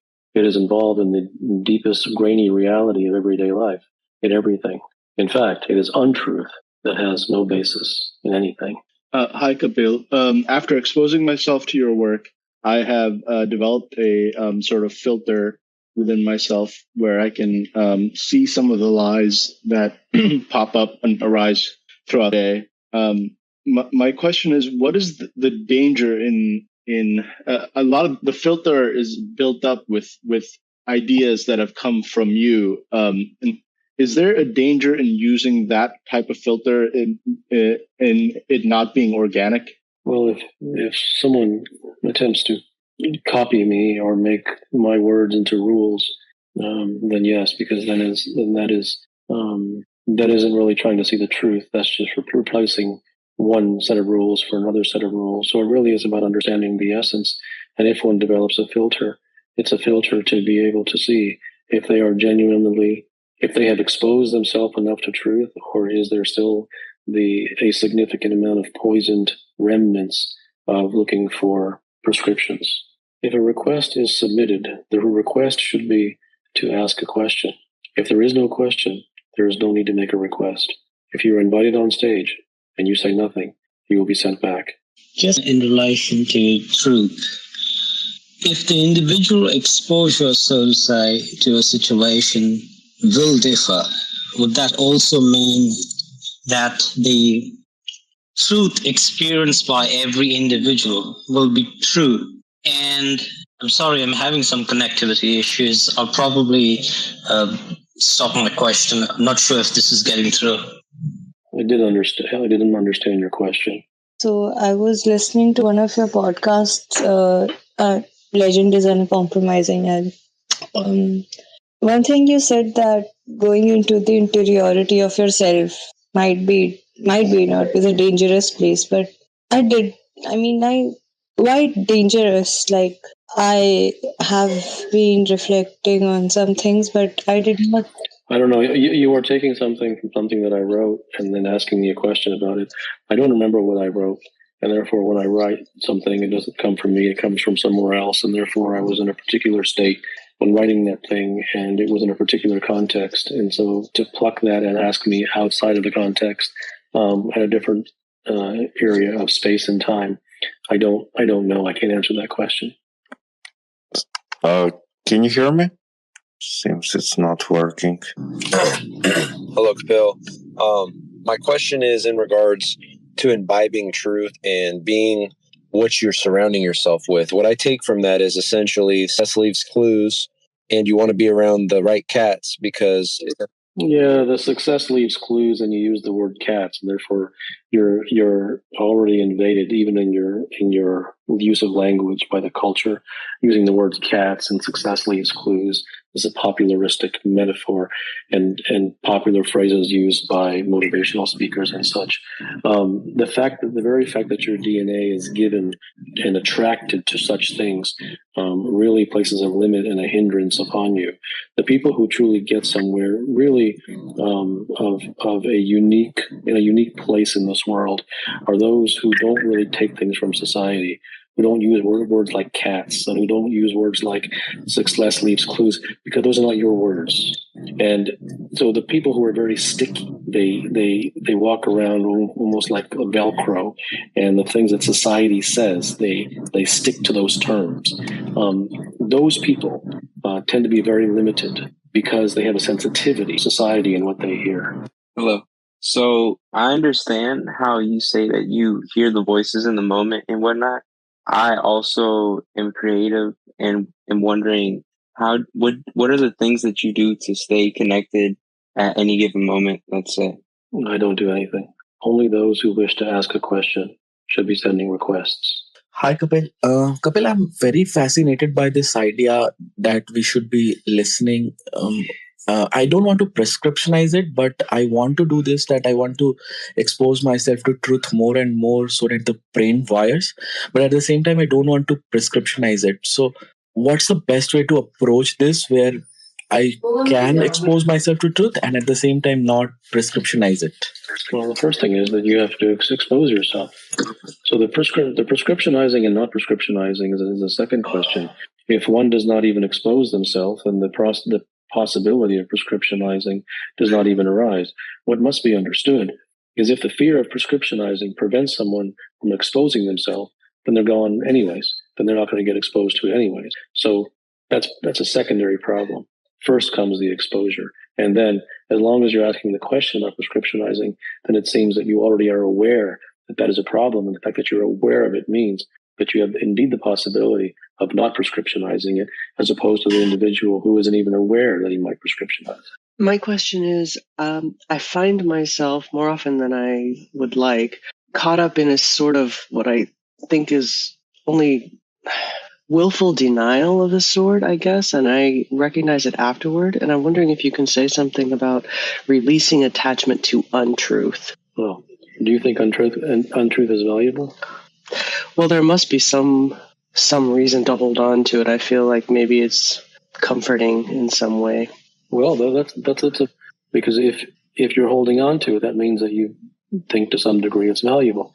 And so as long as you think that there's value in untruth, not intentionally, but for whatever reason, as long as you see value in untruth, it is silly to try to detach from it.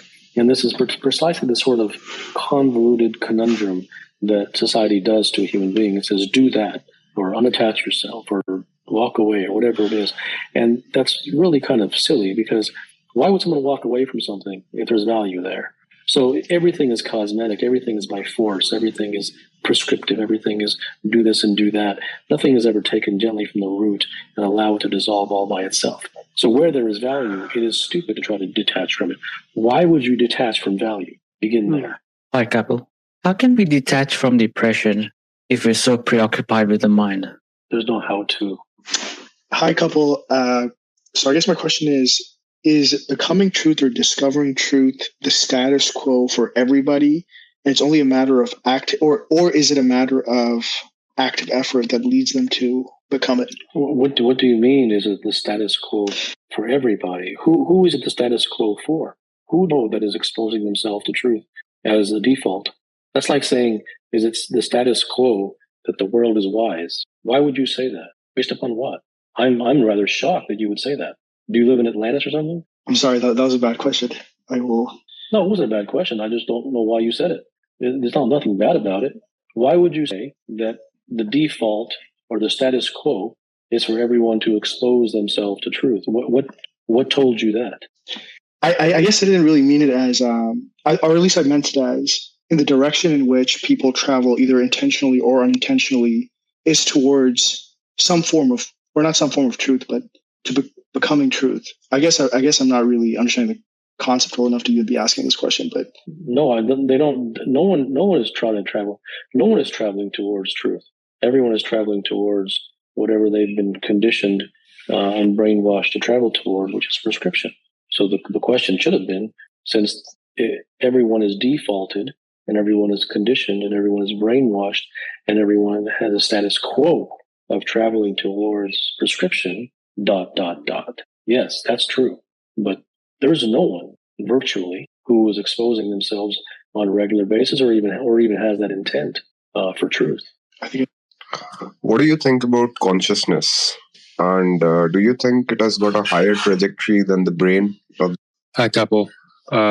Question I have is, I've noticed in my own life that there is a pressure, mostly coming from society, mostly coming from things that have been spoken to me amongst peers, to persist in a job I don't like. And I know within me, I'm only staying for superficial reasons.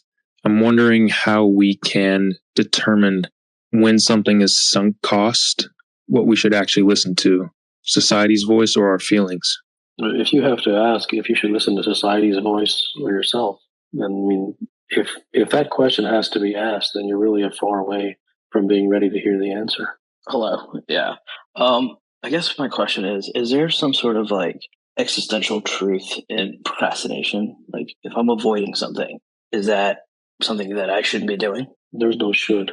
You can procrastinate or you can not. One is not good and the other is not bad. Hi, Kapil. I guess I have a question around how does one know when someone is receiving truth or in the presence of real truth and you're not falling victims to truths that are really untrue?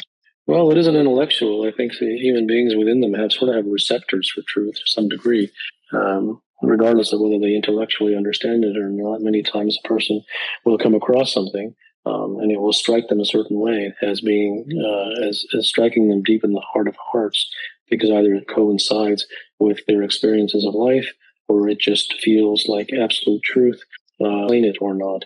If something has to be put into a pie chart with diagrams and a line down the center with pros and cons and 14,000 statistics and put on a PowerPoint presentation, it's garbage.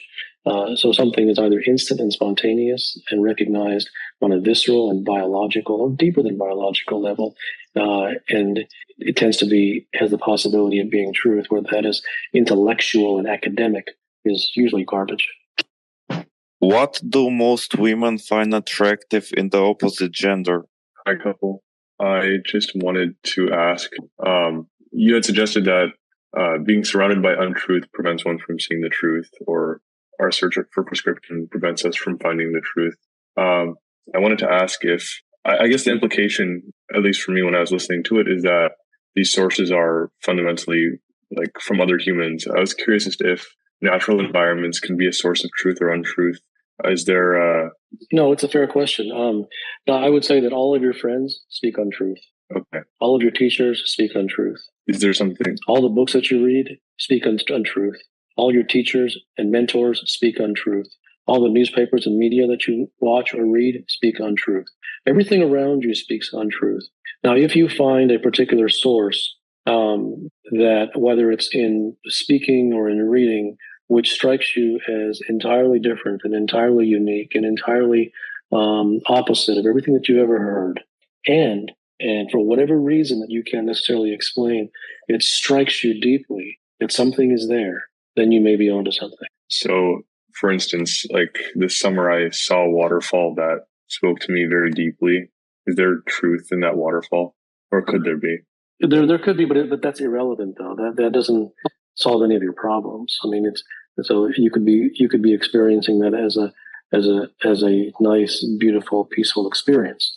So, is there truth there? Sure, there's truth across all of nature. Absolutely, pure nature is truth. There's no question about it.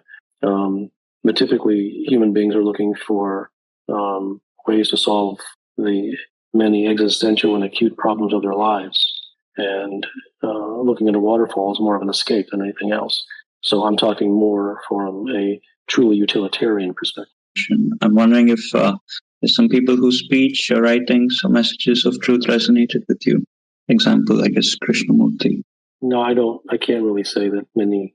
I would say actually that some of the things I wouldn't say it's what necessarily any teachings, but people such as Buddha and Jesus, I think, are very inspirational people. Hi, Kapil. On one of your private discourses, you had mentioned one who has attained truth never leaves another human being astray. So, do you mean the public discourses or the private discourses? I don't know the exact term. It was on SoundCloud or YouTube. It was one of those two. I see. Okay. So I'm curious if my profession, I'm looking to find truth in my profession, and it is to convince others to purchase a solution. Am I prescribing those individuals and leaving them astray? Yeah, I mean, if anyone who has to convince anybody of anything is nothing more than a salesman, right. And there's nothing at all wrong with being a salesman. I'm not here to downplay anything. Right. You could sell rocks for a living. It doesn't matter to me. There's no evil, or unless you're doing evil, of course. But yeah, I mean, if you have to convince someone to buy something, you're selling used shoes. Your thing, to me, a thing doesn't really have any value. If I have to convince someone to buy something, right. If I have to talk them into it, I guess for me, I come in a very opposite perspective. Like I don't even want anyone to buy my stuff because I don't think anyone deserves it, to be honest with you. Because you have to demonstrate a certain degree of honesty and sincerity to benefit from it anyway. Right. So I don't like providing truth to people who are really insincere. It's a waste. It's a waste on my part. So that's the answer to you. That the word convince is a deal breaker right there. Okay. So, I mean, every business leader has to drive revenue to their company. So how can they go about that without prescribing solutions? Yeah, I mean, there is a genuine way to do things in which things happen by themselves, and this is not the forum to go into that. I mean, that's a long sort of systematic approach deep into oneself to find out how that can organically happen. It absolutely can happen, but that isn't just do this. Understood. Thank you. Creates a filter. No good or evil relates to morals and how we see it. Does that mean our consciousness or our default programming is a filter? The default programming is to believe in concepts. The default programming is to be bashed over the head with do's and don'ts, shoulds and should nots, goods and bads. You are good, you are evil. You've done the right thing, you've done the good thing, get a gold star or get a smack in the face. That's the conditioning. That's the filter that's been put upon human beings. Sometimes there is a seeing or a recognition of something on myself or anything that happens without the mind. Same thing, for example, with a feeling that's like a wordless kind of question inside myself. But the moment right after it, there's a thought that tries to kind of explain it or rationalize it, and I feel that it takes from the essence of the original feeling or seeing. What's the reason that that thought arises? Because you've been conditioned to be intellectual and prescriptive, and therefore that doesn't go away very easily. And in all honesty, it'll likely never go away at all. Two following things to be true. Nothing can be taught, and only when the student is ready, the teacher appears. How do you would like to hear your perspective on these two things? It's too open-ended of a question. If you have a specific question, you can ask it. Specific question is, if these are indeed true, what causes you to teach? I find your teaching to be true, but if it is indeed true that nothing can be taught. Yeah, I don't. Well, first of all, no. I mean, you brought that. You brought the nothing can be taught part. Okay, I didn't bring it. And number two, I don't try to teach anybody anything. The learning happens by itself. I never give any prescriptions. I never say that you should do this. I never give you any method or technique. I never hope that you listen to what I say. In fact, I go out of my way to do the opposite because I don't listen to anything that I say. So I can hardly be described as a teacher. So I don't try to teach anybody anything. I don't enjoy teaching, to be honest with you. Where there is sincerity, learning will happen. Great. Thanks. How does one become a good custodian to someone who's vulnerable? Say you're a parent of a 5-year-old boy. How can you keep yourself away from offering those prescriptions which might lead him down the wrong path? Well, there's no way that you're going to be able to do that because you're asking me for a prescription as to how not to prescribe. Hi, I was wondering, can you think of point at like a specific time or time period where you personally felt like you transformed in your life, or you became devoted to the truth? No, these types of questions really are like questions they ask in interviews, and they have no meaning, and usually the answer is a lie. No, there's never really this before and after moment. I mean, it's never that clean. Hi, Kapil. I've been following your work for a few years now. I've probably read all your books. I've watched all your videos on YouTube. I've listened to all your podcasts. This is my question, and I really, really need a genuine answer because it's been on my mind for quite some time. Some of my friends don't communicate the best, whatever the problem may be. I don't know why. Some of my friends communicate a lot better than others. I guess my question is, why do some people communicate better than others and some don't? Is it... You had mentioned that you shouldn't have prescriptions, but to eradicate, for example, the ego, wouldn't you... Okay, I never stop. Well, hang on. If you think that's what I said, then the rest of your question has no validity. Okay. Because the rest of the question will be based upon that false foundation. I never said that you should not follow prescriptions. That's not what I said. I could not care less if you follow prescriptions. I never said that you should not follow prescriptions. You will not find that phrase anywhere in my writings. Okay. It's more about not allowing prescriptions to... I'm not saying that you shouldn't allow prescriptions to do anything. The words are very, very important. Right. That this is not just semantics. If you you have the desire and the longing to look into if prescriptions have helped you or not, then you may. But to take my lead on it, my lead isn't to lead you. I simply say the way things are. But I never say that I should convince you of them or that you should believe me. Don't believe anybody. If you wish to look into it for yourself, you can see for yourself where they have gotten you. And if you find that they've gotten you somewhere, you should never listen to me again. Understood. Thank you. Hey, my name's Alex. I read in your book, Direct Truth, something about you can either have your mind or you can have the moment, but you can't have both. If you could maybe say something about that, that's really been something I've thought about a lot. Thank you. What don't you understand? Can't you be in the moment as well as being aware you're in the moment? Or if you're aware of being in the moment, does that take you out of the moment? Kind of, yeah.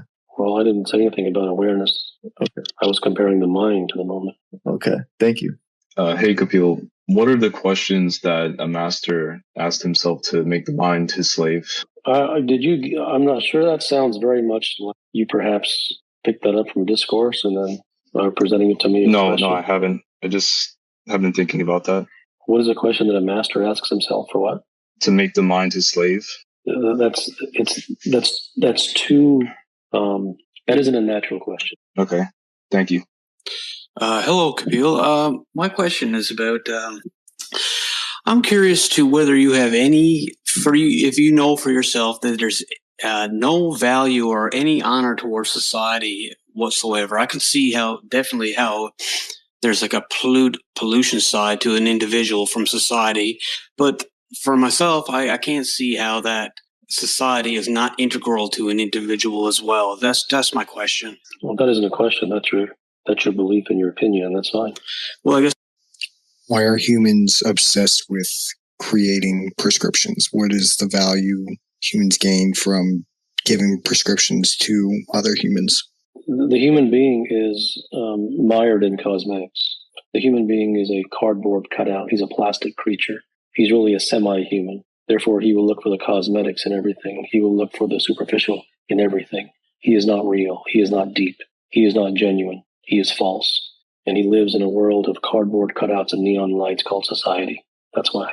The DNA that you usually refer to, the DNA that is needed to be serious, is that DNA present by birth, just like some ability like sprinting? Some people just have. It's a fair question. The DNA that I speak of is not genetic DNA, but the DNA that I speak of is more a sensibility DNA. Almost how the individual is wired, what his nature is, not what his biology is. So it should not be confused with chromosomes. So it is more along the lines of one's nature. And some people's nature is to be common, which is basically almost everybody. And then there are those rare individuals whose natural proclivity, their natural bent, their natural default, for whatever inexplicable reason, happens to be towards things that are not common in society. And because that DNA is very rare, the individuals who find truth or become supernatural in any field are rare. Hello. Am I audible? I didn't hear you. Hi. Is there any thought which is not conflictive? It's way too general of a question. I don't know what you're talking about. Thank you for taking the question. I find myself more attracted to seeking truths when my life isn't going well than when it is going well. Is that a sign that I'm not truly sincere? Is it just a present? No, that's a fair question. And when someone's life is not going well, it isn't that they're seeking truth or seeking relief. So the individual who is seeking truth is, even when your life is going well, there are problems and there are even things in your business or it may be that you're trying to tackle. And each one of those has a practical truth to it. So what you're referring to truth is you're referring to truth as a scapegoat, as a pill to take for relief. And I am speaking of truth as there being nothing else. Thank you. Hi, Kapil. What is your reason behind having this open live discourse? No reason. Hey, Siddha. I joined a little late, so I wanted to know what is this about. Could we keep the conversation going? Trying to look for where exactly I'm being insincere and unserious. I'm sometimes confused because there might be things that I don't even know that to look for that. So I wanted to ask, what does insincerity and unseriousness look like? Well, to ask that question means that you must live in sincerity and seriousness, which you may. If you're having a hard time finding what insincerity and unseriousness is, then perhaps you're living in seriousness. Hi, Kapil.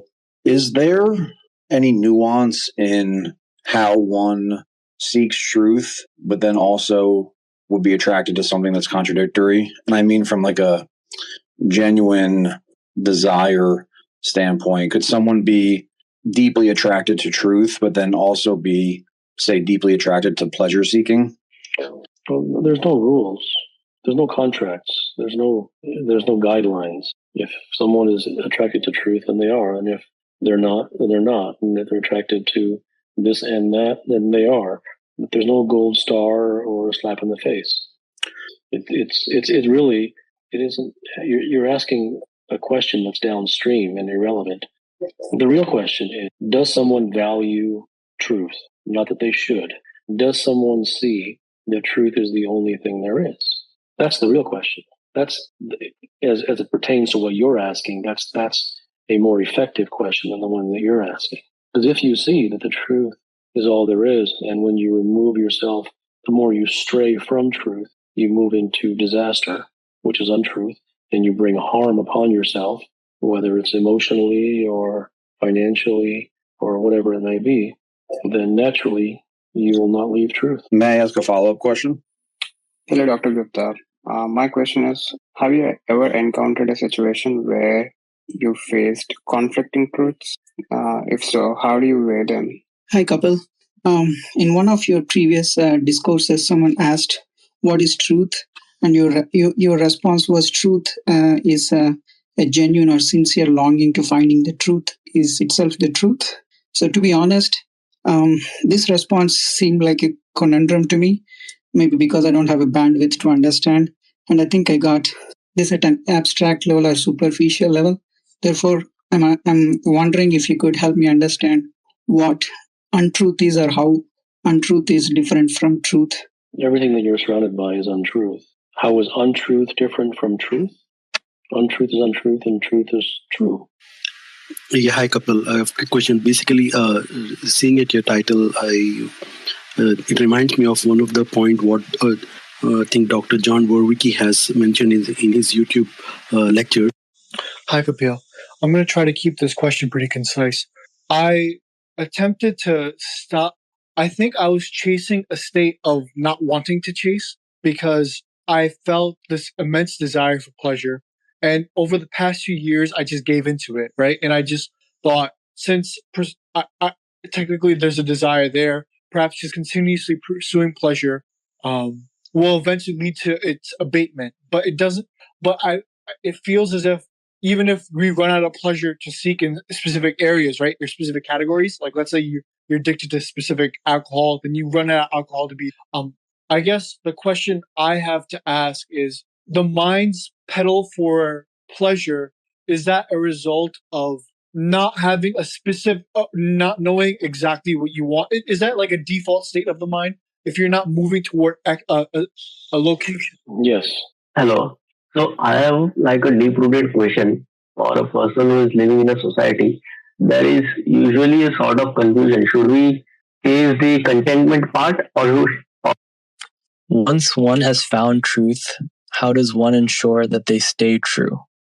More generally, how does one avoid complacency? Should one avoid change? First find it. Hey, Kapil. Can you hear me? Okay. So I was wondering, why do we do what we do, and what is the alternative? Thanks. Work while seeking out truth. So lonely. Does truth veers off, or is it insincerity? And does meditation helps in clarity and seeing the truth? And how to meditate? You can try it for yourself. There's no reason for me to say yes or no. I understand. There are millions of meditators in the world. How many of them do you know that will become realized? You have meditated yourself, most likely. If you had found clarity, then you wouldn't be asking me this question. So it doesn't matter what I say. You have gone through those own experiences yourself, and you've actually discovered for yourself that it didn't really do anything. Hello, can you hear me? My question is that if we pick the desires from society randomly, then is it possible for us to tame our desires and redirect it towards the truth and its devotion? Well, anything at all that you get from society will not be transformed into anything but more untruth. Truth is the only thing there is. A person who moves towards truth, moves towards glory, moves towards peace, moves towards freedom, moves towards success, moves towards all that they've ever truly wanted in their life. And truth comes from exposure to truth, exposure to truth, exposure to